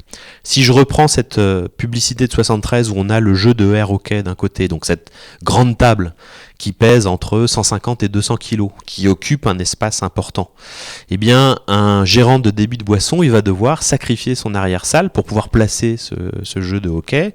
Et puis, lui, il sera sur son zinc et il ne pourra pas trop voir ce qui se passe. Tandis qu'une petite borne droite, comme vous en avez une ici, le ricochet, vous la placez à côté de votre bar, et puis en même temps que vous servez vos clients, vous avez l'œil sur ce qui s'y passe, avec un encombrement qui est bien moindre. On voit d'une certaine façon les avantages que ça peut apporter à la profession. Ce qui est aussi important, et ce dont on se rend compte dans à la fois la lecture de ces sources secondaires, des entretiens qu'on va faire avec des anciens exploitants, c'est toute la nécessité qu'il y a dans les cafés, dans les bars, à amener ce type d'animation. On se rend compte que avoir un flipper dans les années 60, dans les années 70, puisque c'est une gamme qui continue d'être exploitée, avoir un jeu vidéo, c'est la possibilité d'avoir un lieu où il y a une animation, il se passe quelque chose, et on sait que des clients qui sont attirés par un jeu, ils restent sur le lieu, et donc ils consomment, ils achètent, ils se payent un demi, puis un deuxième, puis un paquet de cigarettes, etc. Et parfois d'ailleurs, certaines de ces machines sont équipées de cendriers ou de repose-boc qui veulent bien dire que c'est des objets qui sont liés et qui sont là pour stimuler la consommation dans les débits de boissons. Dernière information intéressante, c'est qu'on se rend compte que Atari, cette entreprise américaine qui avait créé Pong, qui l'a exploité aux États-Unis, Atari ne distribue pas son Pong en France, et donc ça confirme des sources qu'on avait du côté de l'historiographie américaine, c'est que l'entreprise n'était pas en mesure de pouvoir fournir plus que son propre territoire, et même sur son territoire, les chiffres nous indiquent qu'Atari a vendu 8000 Pong, alors que c'est plus de 100 000 Pong qu'il y a en exploitation aux États-Unis en 1974, ce qui veut dire qu'en fait les entreprises de l'amusement, c'est le nom de l'automatique aux États-Unis, les entreprises de l'amusement américaines ont largement contrefait le Pong d'Atari, qui lui-même d'ailleurs était déjà une copie d'un jeu préexistant qui avait été exploité sur un périphérique connecté à la télévision, un des tout premiers périphériques connectés à la télévision. Alors cette source secondaire, elle est intéressante à plusieurs titres. Elle nous permet de voir un petit peu comment on appelle les jeux vidéo au début des années 70 en France. J'ai dit que la première mention du terme attesté, on la trouve en 1975. Avant ça, on a différents termes pour parler des jeux vidéo. Le terme le plus utilisé, c'est le tennis, tout simplement, puisqu'évidemment, Pong et ses avatars qui sont exploités sont des formes de jeux de ping-pong ou de tennis. Parfois on dit simplement le vidéo, voilà, un nouveau vidéo est sorti, ou un vidéo s'apprête à sortir. Une des expressions que j'aime beaucoup, c'est les jeux diversifiés électroniques, ou parfois même les meubles diversifiés électroniques, ce qui renvoie vraiment à cette dimension matérielle de l'exploitation de la machine. Mais ce qui est certain, c'est que le terme arcade, qu'on utilise énormément, même en France, pour désigner ces jeux-là, et pas du tout utilisé par la profession dans les années 70. Il n'apparaît que très rarement dans les années 80, et en général, il apparaît dans les traductions en français d'interviews avec des professionnels américains, par exemple, qui utilisent ce terme arcade, qui désigne ce type de machine de jeu. D'un point de vue linguistique, ce qui est amusant également, c'est l'usage de l'article défini. Vous le voyez ici sur cette publicité. Les publicités, ça va être une des sources tout à fait essentielles, nous, pour pouvoir un petit peu cartographier les titres qui sont disponibles en France à cette période-là. C'est l'article défini le, voilà. Donc on parle pas de Galaxian ou de Space Invaders ou de Pac-Man. On parle du Galaxian, le Space Invaders, le Pac-Man, le Breakout en 1976, qui renvoie probablement aussi à la matérialité du jeu. Vous avez absolument aucun propos sur les qualités ludiques des jeux dans ces revues-là, mais en revanche, on vous dit si il est fiable, s'il a des pannes, si il a un encombrement important ou pas. On est vraiment dans un discours commerçant sur la manière d'exploiter ces machines. Et puis c'est intéressant parce que c'est aussi une presse, c'est la première presse qui parle de jeux vidéo d'une certaine façon, et c'est la première presse qui crée la première appellation de genre vidéoludique. Vous savez, le genre, c'est un outil important pour se saisir des pratiques culturelles. Essayez d'avoir une conversation sur le dernier film que vous êtes allé voir au cinéma sans que, presque dans les premiers mots que vous allez échanger, vous utilisiez un genre. Je suis allé voir une comédie, je suis allé voir un western, je suis allé voir un policier. Un film d'auteur même qui peut apparaître comme une étiquette générique. Les genres, ça procède toujours à posteriori des œuvres, hein. C'est un artefact qui est pensé pour désigner des objets. Eh bien, la profession française d'automatique de divertissement va inventer le premier genre en français pour désigner un jeu. Ce genre, vous le connaissez probablement, c'est le casse-brique. Le casse-brique, c'est une invention de la presse professionnelle française pour désigner en fait des copies d'un jeu Atari qui est Breakout. Dans les entretiens qu'on va faire avec les professionnels du secteur de l'automatique, ils sont nombreux à nous dire en fait Pong a plutôt bien marché, mais le vrai jeu qui a fait basculer toute la profession dans le domaine de l'automatique, du jeu vidéo, c'est le casse-brique ou le mur de briques, c'est-à-dire les copies qui vont être faites du jeu d'Atari, où c'est un jeu à un seul joueur, où vous renvoyez une balle contre un mur de briques et puis vous effacez une à une toutes les briques qui sont affichées en haut de votre écran. Alors ça veut dire en fait que d'une certaine façon la fabrication de ces machines et pourvoir à la demande française va être assez difficile en France. On se rend compte que les importateurs ont des difficultés à obtenir des volumes de machines depuis les États-Unis, puisque dans un premier temps ça arrive depuis les États-Unis. Les machines sont réceptionnées en petit nombre, souvent au port du Havre. Et puis les importateurs vendent aux distributeurs, mais évidemment il y a des taxes douanières plus des délais de transit assez importants pour avoir ces machines et les mettre en exploitation sur le territoire national. Alors ils vont bien tenter une chose, par exemple, ça va être de convertir une usine installée dans le Doubs, à Baume-les-Dames, qui est une usine de jukebox, et de la convertir en usine de fabrication de jeux vidéo. Ça va être le cas pendant quelques années. C'est une entreprise française qui s'appelle Socodimex qui négocie avec Atari pour créer cette unité de production de jeux Atari dans le Doubs, et donc on a fabriqué de manière tout à fait officielle, avec des composants qui venaient des États-Unis, sur de l'ingénierie qui avait été conçue aux États-Unis, des machines pour le territoire français. Cet article de 1975 dans lequel on évoque les jeux vidéo, en fait c'est un article, une interview avec un des responsables de cette usine du Doubs, qui d'une part, le document est intéressant, il atteste du succès de ces machines-là, il atteste du succès de ces machines-là auprès d'un public un peu renouvelé et jeune, et ça la profession s'en félicite. Avec le jeu vidéo, ils arrivent à intéresser les lycéens, à intéresser les jeunes adultes aux machines de jeu. Et l'article est aussi l'occasion d'expliquer comment faire quelques dépannages assez faciles de machines qui ont été produites dans le Doubs à partir de 74, parce que il y a eu des fortes chaleurs en 73, en 74, et que ces fortes chaleurs ont posé des problèmes pour le fonctionnement des machines, et l'interviewé donne quelques solutions avec un fer à repasser, une feuille d'aluminium pour réparer très facilement ces machines.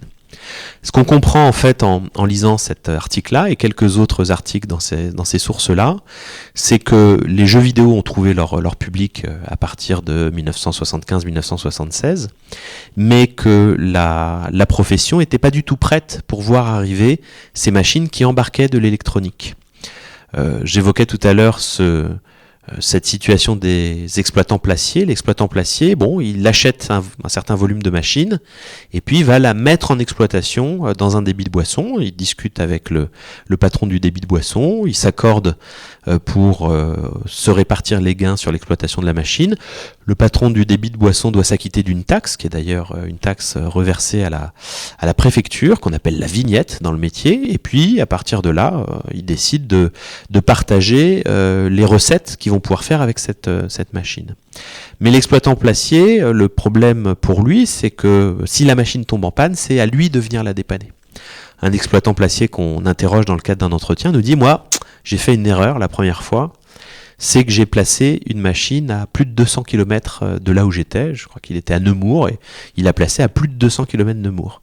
Et évidemment, une fois une pièce s'est coincée dans le monnayeur, il a fallu qu'il fasse 400 km tout simplement pour ouvrir la machine, enlever la pièce et la remettre en ordre de marche. Donc c'est un échelon extrêmement local qui peut fonctionner sur quelques petites villes moyennes, à un moment, fin des années 60, début des années 70 plutôt, où on a encore un tissu de bars, de cafés qui est assez développé en France. Les exploitants placiers vont devoir former leur personnel au dépannage de machines électroniques, et ça, on le comprend tout à fait dans les numéros des années 75, 76, 77. Les distributeurs, les importateurs organisent des stages très souvent à Paris pour faire venir ces gens qui s'occupent de la maintenance de ces machines et pour les former au dépannage de machines électroniques. Du point de vue de la fabrication, dans cette usine du Doubs, Guillaume lui a fait le déplacement là-bas. C'est assez drôle parce que on a appelé le tribunal de commerce. Moi, je me suis occupé d'appeler le tribunal de commerce. Guillaume lui a appelé la mairie. Et puis à la mairie, coup de peau, la standardiste connaissait quelqu'un qui avait travaillé dans cette usine. Donc on a eu le contact directement. On a pu faire un entretien avec l'ancien chef d'atelier. C'est une usine qui pouvait produire plus de aux alentours de 1500 machines par mois, donc il y avait une capacité de production assez importante. Il nous a expliqué que c'était des ateliers très féminisés. En fait, c'est des ouvrières qui travaillaient dans ces usines, qui étaient appréciées pour leur dextérité, et en tout cas c'était des usines essentiellement féminines.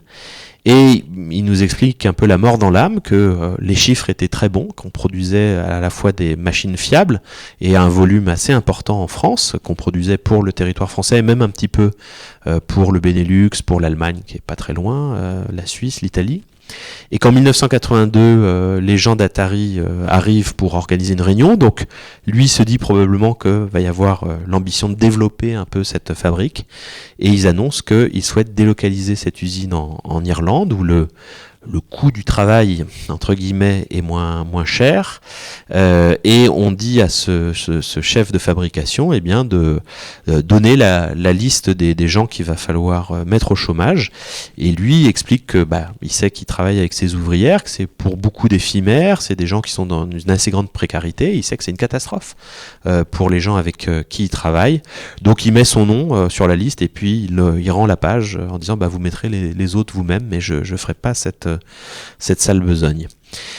C'est quand même un endroit où pendant 8 ans on va fabriquer du jeu vidéo en France. Alors il y a quand même un phénomène important à rappeler ici, puis je vais tout doucement aller vers la fin de ma présentation pour avoir le temps peut-être de quelques questions ensemble. Je vais prendre encore un gros quart d'heure à peu près. Ce qui est important, c'est pour le développement de la pratique des jeux vidéo en France, c'est la contrefaçon. D'une certaine façon, sans la contrefaçon, il n'y a pas de jeux vidéo en France. Et ça, des exploitants vont le comprendre très très rapidement. Ils se rendent compte qu'il y a un manque de disponibilité de ces machines, alors que les exploitants sont prêts à en acheter des volumes pour les mettre en exploitation dans les bars et les cafés avec lesquels ils travaillent. Alors c'est une interview qui avait été faite par un un site spécialisé qui s'appelle Gros Pixel qu'on a utilisé dans l'ouvrage, en plus des entretiens que nous on a fait. C'est un entretien avec Pierre Tell, qui est le responsable d'une entreprise qui s'appelle Jetel. Peut-être avez-vous déjà vu des bornes Jetel avec ce fronton sur lequel on voit Jetel indiqué, qui est quelqu'un qui au départ était un exploitant qui plaçait des billards. Évidemment c'était toute une affaire d'emmener des billards dans des jeux d'exploitation, de les installer, etc. Et finalement qui s'est intéressé très rapidement aux meubles diversifiés électroniques, aux jeux vidéo. Et Pierre Tell explique que un jour il demande à quelques ingénieurs un petit peu dans son entourage de venir dans son atelier et attendez, j'ai perdu ma souris, voilà. Et d'ouvrir une machine pour regarder comment c'est conçu. Et il leur dit, bon, j'aimerais savoir comment on peut faire la même chose, comment on peut fabriquer nous-mêmes la même chose. Je cite Pierre Tell, j'ai ouvert les meubles, j'ai découvert, j'ai regardé ce qu'il y avait dedans. Je suis pas électronicien, mais je me suis entouré de gens de bons conseils et j'ai demandé qu'est-ce qu'il faudrait pour faire fabriquer ça. On m'a expliqué et je me suis lancé là-dedans en entamant la production d'une série de 100 machines. Je suis parti sur 50 pour moi, pour louer à mes clients existants, et 50 pour revendre aux exploitants en espérant que ça allait me rapporter quelque chose. Mais dès le moment où on a su que je fabriquais ce jeu-là, j'ai reçu plein de commandes. Je n'ai pas pu en mettre une seule chez mes clients, j'ai tout vendu à d'autres exploitants. Donc on le voit, la contrefaçon, en France on va énormément produire de contrefaçon même dès 1974 on a les premières formes de contrefaçon de Pong, à partir de 1976-77 ça commence à s'intensifier et on va pouvoir avoir des volumes assez importants. Je cite Pierre Tell une nouvelle fois. Il dit dans un entretien, quelques mois plus tard, lorsque la Socodimex en importait 100 unités par mois, Jetel en fabriquait et en vendait déjà 4 à 500. Donc c'est vraiment une dimension de production industrielle qu'on va avoir sur le territoire français. Jetel va être une entreprise qui va se développer très très rapidement. Au départ, c'est un petit dépôt de 50 mètres carrés. À la fin, c'est un entrepôt de 3000 mètres carrés pour fabriquer des volumes qui sont vendus sur toute la France et qui sont fabriqués à la fois dans l'Yonne et également du côté de Corbeil-Essonnes en région parisienne. Pierre Tell explique même que ça rapportait tellement d'argent qu'à un moment ils se sont retrouvés à court de composants électroniques. Évidemment, il fallait ces microprocesseurs pour faire fonctionner ces machines. Et donc, à l'époque, le Concorde volait entre Paris et New York. Et donc, il avait pris le Concorde dans la journée. Évidemment, en une poignée d'heures, ça devait être 3 heures pour aller à New York. Il s'était retrouvé à New York, descendu de l'aéroport. Il était allé chez un vendeur de microprocesseurs. Il en avait acheté un volume assez important, d'ailleurs, qu'il avait mis sur lui, dans ses poches, dans ses bagages. Et il était reparti à l'aéroport, reprendre à nouveau le Concorde. Donc on imagine le coût d'un aller-retour en Concorde dans la journée, mais néanmoins ça lui avait permis d'apporter dans son usine les composants nécessaires à la fabrication de ces machines et de sortir bénéficiaire de cette opération. Mon banquier était content, dit-il, parce qu'on avait un chiffre d'affaires tout le temps stable. À un moment, on faisait 150 millions de francs de chiffre d'affaires, donc c'est une activité qui marche très très bien. Évidemment, à un moment, les ayants droit, c'est-à-dire les entreprises américaines, mais aussi japonaises, qui voient leurs jeux copiés de cette manière-là par des fabricants français, décident de se faire entendre et dépêchent des avocats qui vont venir en France pour des procès. Il y a quelques saisies qui sont faites à Paris, on en parle beaucoup dans la presse d'automatique de divertissement. Il y a des descentes dans des salles, il y a des descentes dans des salons. On saisit des bornes, on saisit du matériel et évidemment au début des années 80 et 82, il y a une série de procès où on va essayer de juger de la contrefaçon de ces machines. On a pu faire un entretien avec le juge Hanoto qui a été, puisqu'on a retrouvé dans les sources juridiques son nom et qui avait été juge sur ces affaires de contrefaçon et qui se rappelle très très bien. Moi je l'ai contacté, on s'est couru couru un peu l'un derrière l'autre avec le juge Hanoteau, puisqu'il n'était pas tout le temps chez lui et il bougeait beaucoup, mais à un moment on a réussi à faire un entretien au téléphone, et alors ce qui est très bien parfois d'ailleurs aussi pour la recherche historique, c'est-à-dire vous contactez les gens en leur disant j'ai envie de vous parler de ça, donc ça laisse aussi le temps aux gens de mûrir un petit peu pour retrouver leurs souvenirs. Et le juge Hanoteau, quand je lui dis bon, est-ce que vous vous en rappelez, il me dit oui, moi je m'en rappelle très bien, parce que mon quotidien c'était les robes de grands couturiers, les sacs et les parfums en contrefaçon, et d'un coup on arrivait avec ces machines qu'on n'avait jamais vues, et on les a fait venir dans la salle de jugement, on les a branchées, on a regardé l'original et la contrefaçon, on a bien convenu que c'était des contrefaçons, que c'était des copies, il fallait pas être un spécialiste, et le juge Hanoteau va condamner les contrefacteurs français. Alors c'est une affaire, il faut plusieurs années, puis évidemment ça part en appel, ça part en cassation.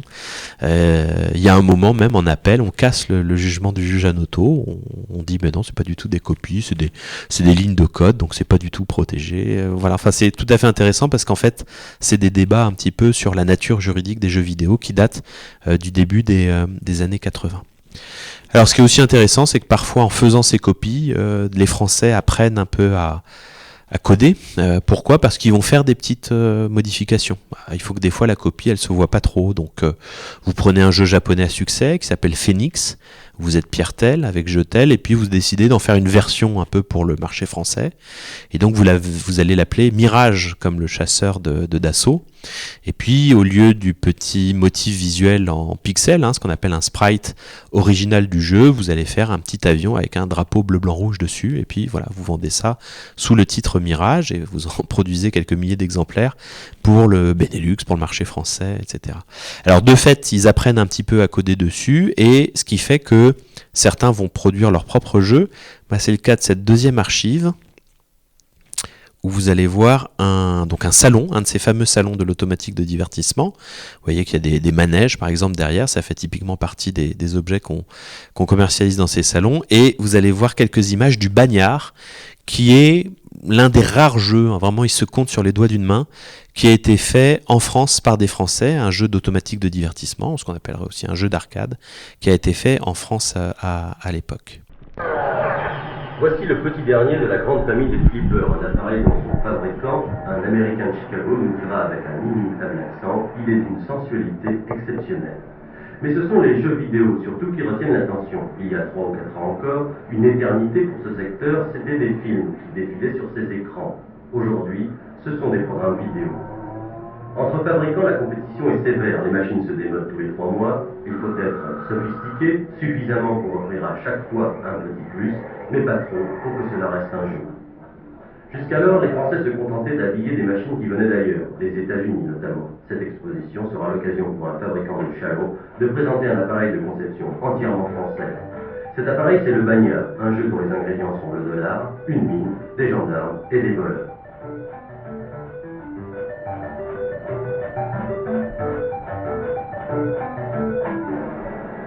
Et puis entre ces deux pôles de l'exposition, entre les manèges et les jeux, quelque part parmi les stands, un mariage entre les vieilles attractions, le rire gras de la fête et les techniques d'aujourd'hui. Voilà, donc un petit sujet d'ambiance sur un salon professionnel, mais voilà, quelques images de ce Bagnard, qui est un jeu français fait par une entreprise qui s'appelle Valadon, une entreprise de Chalon, Chalon-sur-Saône, et qui va être un petit succès. En tout cas, c'est un jeu qui va être vendu en France, en Europe, et également racheté par un éditeur américain qui va en assurer la commercialisation aux États-Unis sous le titre de Bagman, qui est un jeu inspiré de différents jeux, entre autres assez inspiré de Donkey Kong, un jeu japonais de 1980. Alors ces jeux de café, finalement, ils connaissent un petit peu une fin. Dès le milieu des années 80, il y a un peu un ralentissement, tout simplement parce que le lieu d'élection de ces jeux, c'est le bar, c'est le café, et puis il suffit de regarder J'imagine que c'est le cas à Arcueil comme ailleurs, mais là où vous aviez l'habitude au coin d'une rue d'avoir un café ou un bar tabac, il a souvent fermé. On sait que c'est des commerces qui sont en crise depuis une quarantaine d'années, depuis le début des années 70. On est passé de 200 000 débits de boissons à 37 000 au début des années 2000. De même que les exploitants sont passés de 3 500 à seulement 700 en 2010 et que probablement que même aujourd'hui le chiffre est beaucoup plus bas. Les bandes de jeux vidéo vont souffrir de la disparition des lieux où elles sont exploitées, mais également du fait que d'autres formes de pratiques de jeux vidéo vont s'imposer en France, le jeu vidéo domestique entre autres, et la pratique du jeu vidéo sur console de jeux vidéo, le jeu d'automatique de divertissement. Le jeu d'arcade, c'était un jeu qui proposait des performances rarement égalées par les pratiques de jeux à domicile, mais bon, à partir de la fin des années 90, les différences entre jeux d'arcade et jeux à domicile vont tout doucement s'estomper, et finalement les joueurs et les joueuses ont préféré jouer à la maison, parfois avec aussi des fonctionnalités qui ne sont pas proposées dans les salles de jeu. Alors les dernières traces qu'on a dans la presse, par exemple dans La Voix du Nord, autour de ce secteur-là, c'est plutôt des choses qui renvoient un peu à des réseaux mafieux, c'est-à-dire à l'idée de faire des machines de jeux d'argent qui sont pas autorisées dans les bars et les cafés. Et donc on découvre dans les années 90 par exemple un réseau de vieilles bandes de jeux vidéo. Alors quand on les regarde de l'extérieur, ça a l'air d'être un jeu Pac-Man par exemple. Évidemment, c'est un peu curieux à la fin des années 90 d'avoir un jeu Pac-Man, qui est un jeu qui a presque 20 ans à l'époque.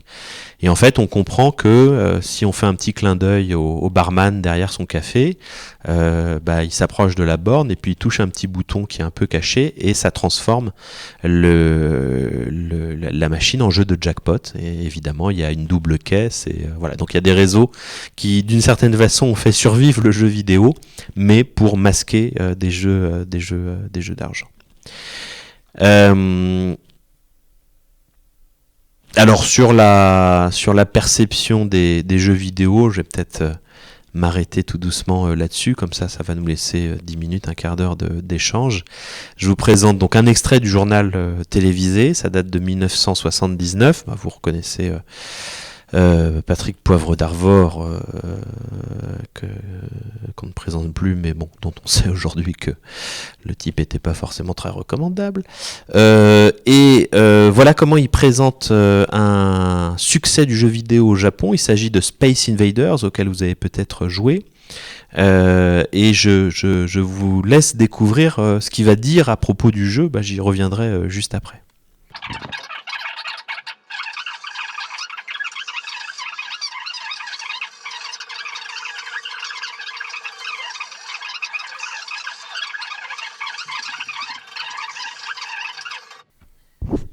J'espère que c'est pas arrivé en France, vu tous les dégâts que ça produit. Donc on voit ici un sujet du journal télévisé d'Antenne 2 à l'époque.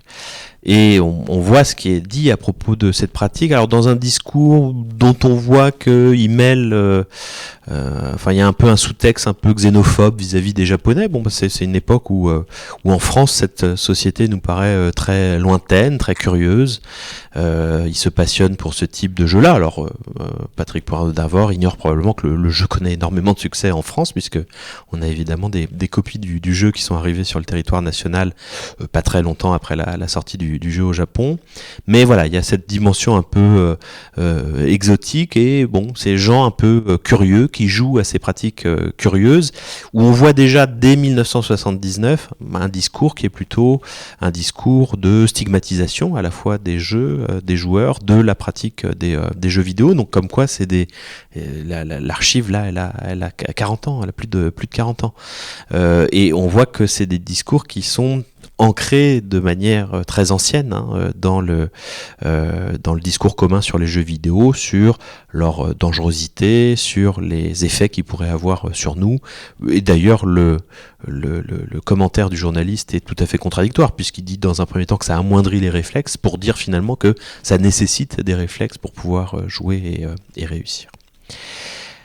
Bah voilà, finalement, j'aurais pas trop le temps, puisque le temps est passé, de vous parler des années 80 et de l'émergence de la micro-informatique. Bah, c'est le moment où il va y avoir une création de jeux vidéo français qui va être un peu plus intense et un peu plus développée.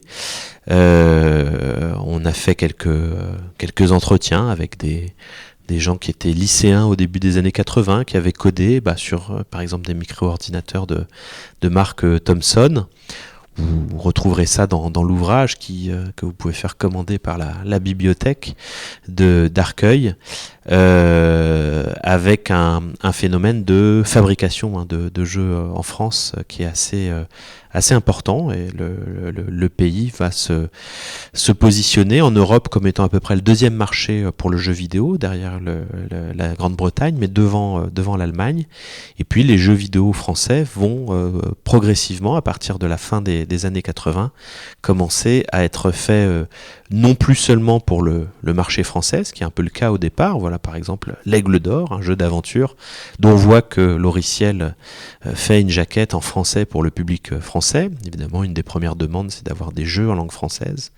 Mais quelques années plus tard, 4-5 ans plus tard, le même Loriciel fait désormais des jeux qui sont fabriqués en France, mais dont le titre est en anglais, Jim Power in Mutant Planet, et dont la formule, le jeu de plateforme et le jeu de tir, s'adapte davantage à une exploitation internationale. Et le jeu vidéo français, en tout cas c'est une des hypothèses qu'on développe dans l'ouvrage, c'est un moment finalement très très court et très très ramassé, puisque très rapidement ces structures d'édition ou de création de jeux vont voir leur coût de fabrication de jeux augmenter, et que dès la fin des années 80, il faut être en mesure de produire des jeux pour le monde entier, entre autres pour le monde anglo-saxon.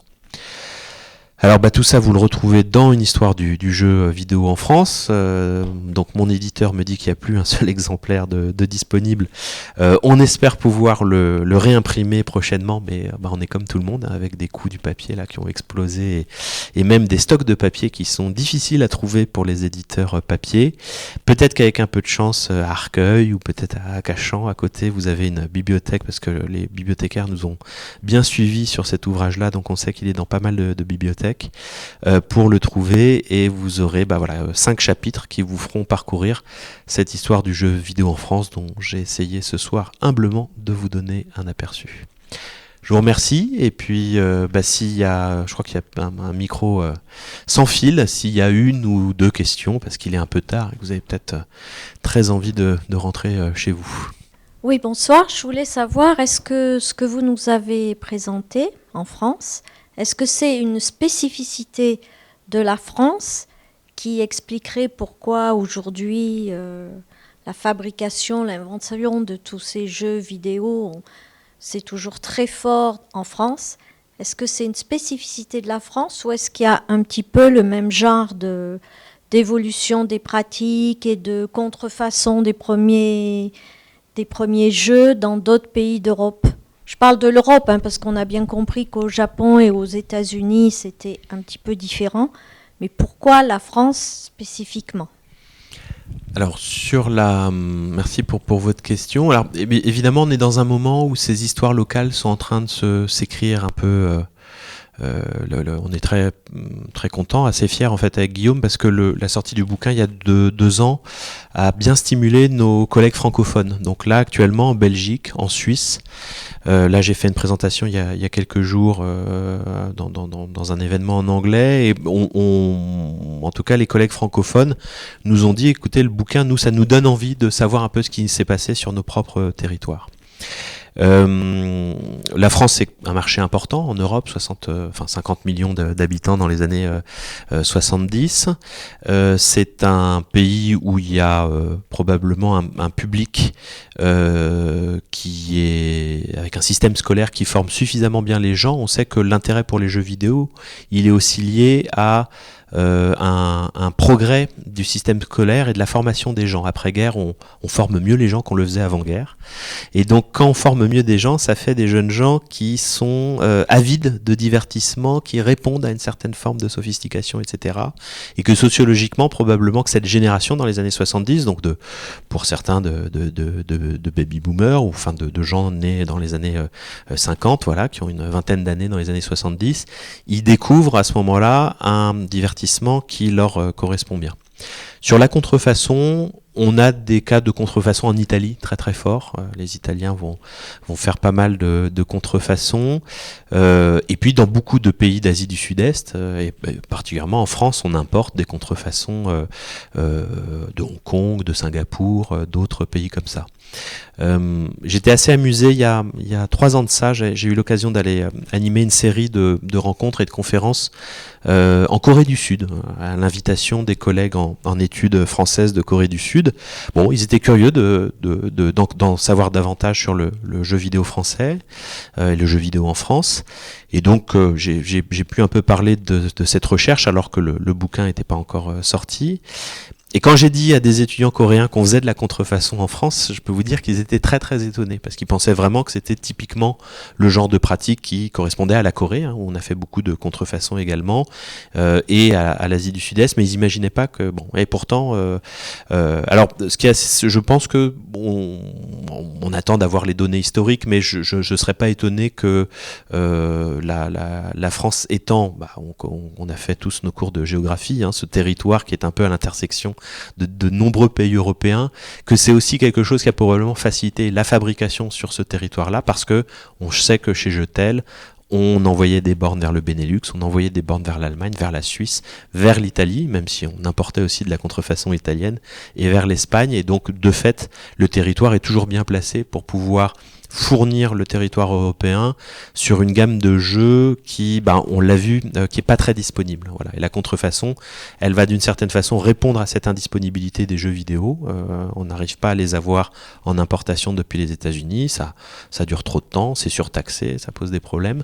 Et finalement, la contrefaçon est probablement une des pratiques qui a facilité le développement de la pratique du jeu vidéo en France. Sans contrefaçon, on ne serait pas cette industrie que vous rappeliez aujourd'hui.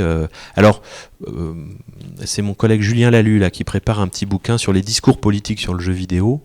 Et c'est toujours bon de rappeler quand même que l'industrie du jeu vidéo en France, c'est 5000 emplois. C'est pas énorme, hein. C'est pas beaucoup, hein. Oui, alors les politiques, les ministres de la culture, parfois les candidats aux élections présidentielles, sont le jeu vidéo, l'industrie, etc.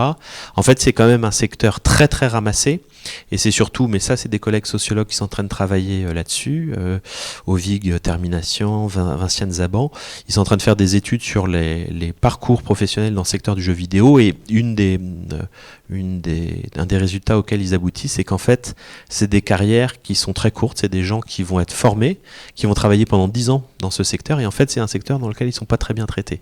On leur demande de travailler avec des rythmes importants, on leur demande de faire ce qu'on appelle du crunch, c'est-à-dire des moments de travail intenses pour livrer des jeux, et il y a une pression salariale qui est très forte, c'est-à-dire que les salaires ne sont pas très bons. Et très souvent, arrivés à la fin de la vingtaine, début de la trentaine, c'est des gens qui ont des enfants, qui veulent un peu développer une vie de famille et qui quittent le secteur du jeu vidéo pour aller faire des professions techniques plus larges, mieux payées, avec des meilleures conditions de travail. Donc ça, c'est un des vrais problèmes en termes de politique économique du jeu vidéo. On a très peu de seniors, par exemple, on appelle des seniors, c'est-à-dire des travailleurs de 45-50 ans dans le domaine du jeu vidéo, parce que c'est des gens qui ne sont pas restés dans cette industrie, et ce qui fait que parfois c'est aussi un problème pour les studios, c'est-à-dire qu'on n'arrive pas à produire de l'expérience pour pouvoir faire bénéficier des jeunes travailleurs de l'expérience de gens qui sont depuis 15 ans, 20 ans dans le domaine.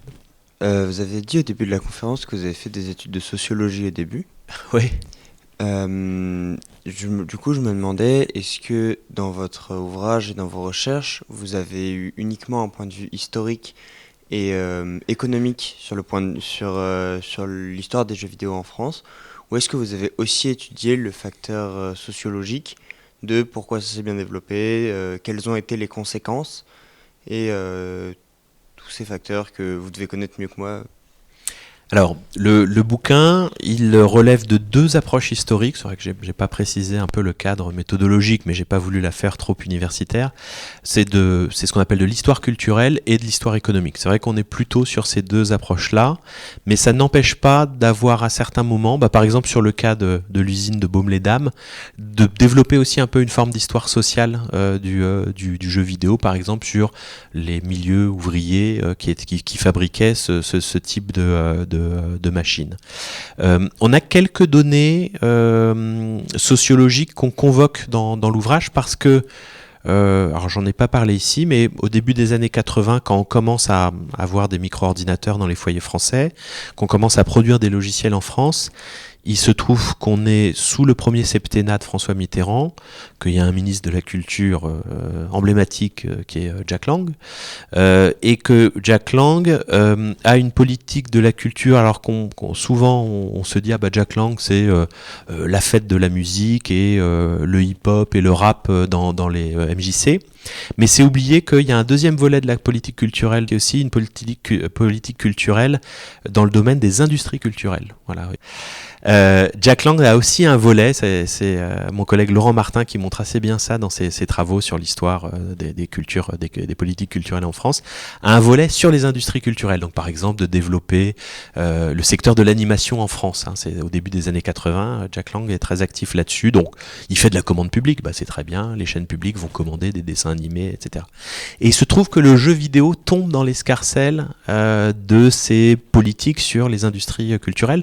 On en parle beaucoup dans le 4e chapitre du bouquin. Et il y a des expérimentations qui sont faites pour essayer d'organiser et de développer ce secteur. Et entre autres, on a quelques premiers chiffres sur la pratique des jeux vidéo qui sont des études du ministère de la Culture. Donc c'est des choses qui sont renseignées et on s'en fait l'écho dans le bouquin. Donc il y a quelques données à la fois du ministère de la Culture. Un petit peu avant, il y a quelques données des fabricants de machines, de périphériques de jeux. Donc vous allez pouvoir comme ça picorer ça et là quelques éléments, mais c'est pas c'est un travail qui est plutôt du côté de l'histoire culturelle et de l'histoire économique. Ça nous paraissait important de faire ça. Par exemple, peut-être une des frustrations que certains lecteurs ont eues, c'est qu'on parle pas trop des jeux en eux-mêmes.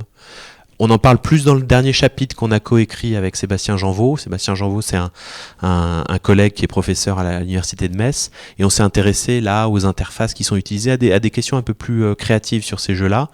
Mais c'est vrai que ça nous paraissait important de faire un premier panorama. C'est une première histoire, évidemment.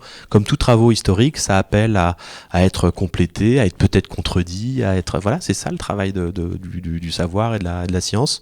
Et l'idée, c'était de donner un premier panorama général, avec évidemment quelque chose dont on est très fier, c'est notre bibliographie, parce qu'elle est très complète. On a sorti tout plein de sources, on les met à disposition là-dedans, et puis là, ça y est, ça commence à se faire. On voit quelques travaux, quelques collègues, je parlais des collègues francophones qui sont en train de développer leurs propres histoires locales. Peut-être qu'on va avoir des collègues sociologues qui vont s'intéresser à ça. En tout cas, si vous vous intéressez à la sociologie des pratiques du jeu vidéo, je peux vous recommander une lecture formidable. C'est un bouquin qui s'appelle La fin du game, qui est sorti aux presses universitaires François Rabelais, et qui est la première enquête d'importance sur les pratiques du jeu vidéo en France, mais qui correspond à la période contemporaine, puisque c'est une enquête qui a été menée entre 2012 et 2018. Bonsoir. Bonsoir. Ma question, c'était, à un moment donné, vous parlez du photostyle, si je ne me trompe pas dans le nom. Oui. J'aurais voulu savoir, est-ce que c'était les débuts ou une approche du tactile ?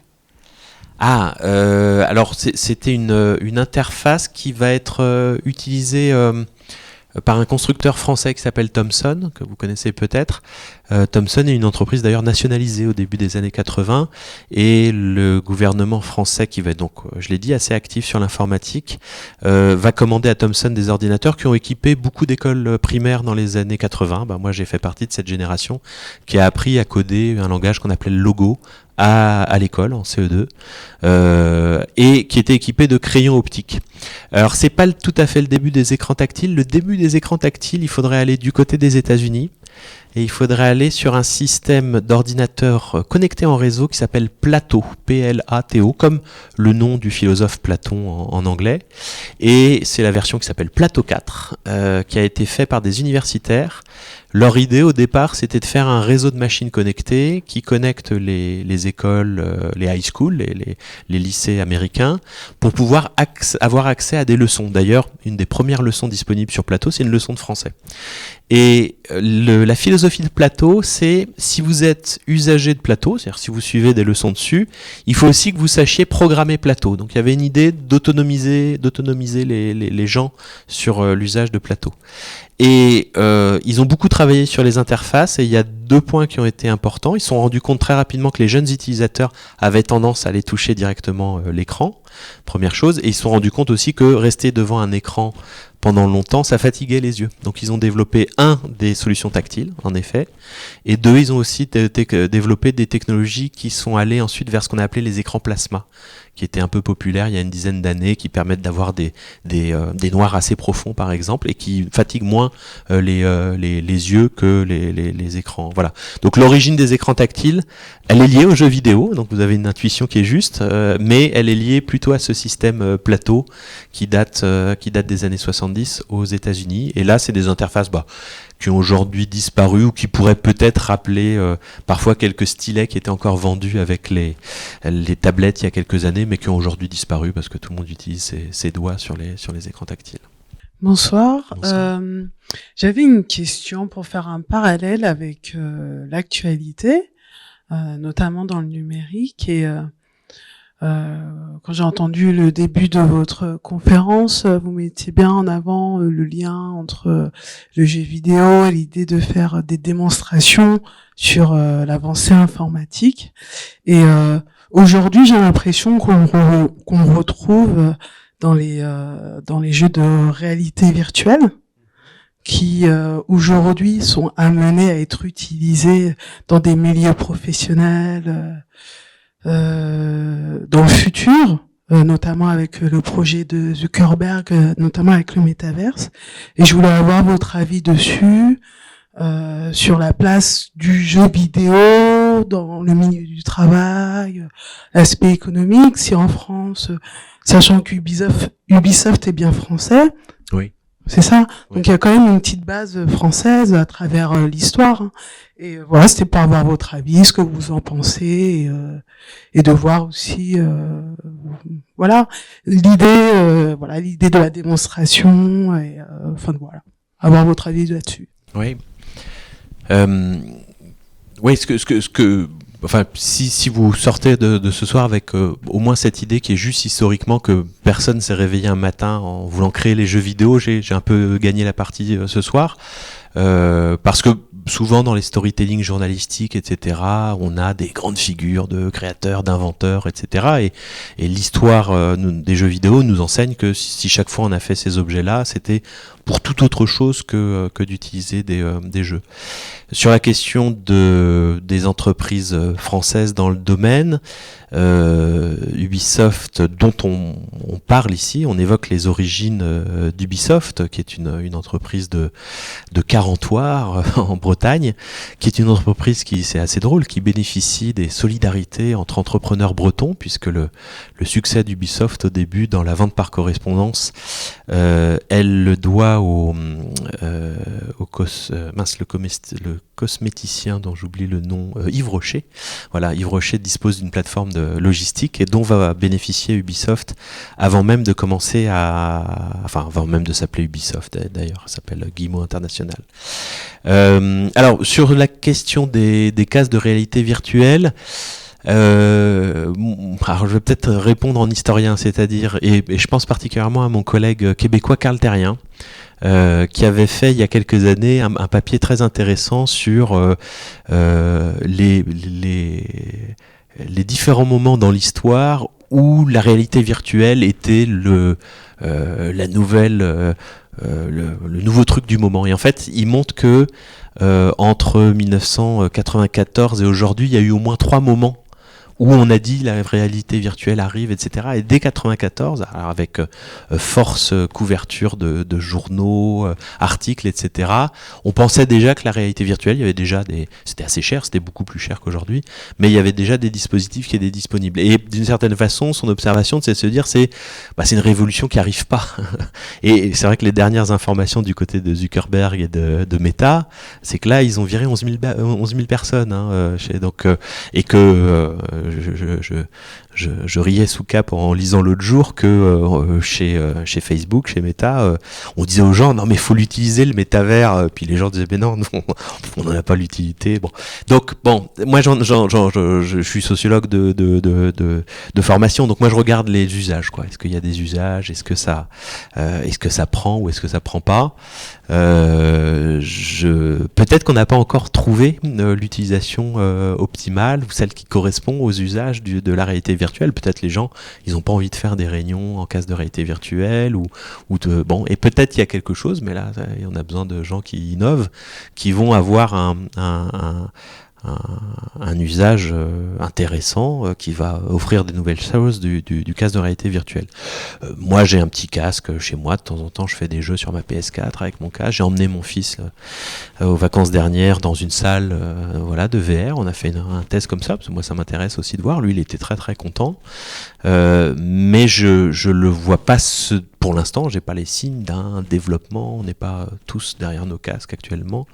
Et peut-être qu'il nous manque un usage réel de ces casques. C'est vrai que pour l'instant, les papiers, il y a quelques papiers très critiques qui ont été faits en disant, bon, finalement, ce métavers, c'est aussi le fantasme d'entrepreneurs capitalistes qui se disent, bon, il n'y a plus rien à exploiter, à extracter sur la planète, donc on va imaginer des univers où on va pouvoir vendre de l'espace, etc. et retrouver. Et je trouve que c'est assez saignant, mais je trouve ça assez juste pour l'instant par rapport aux promesses et ce qui est annoncé autour du métavers.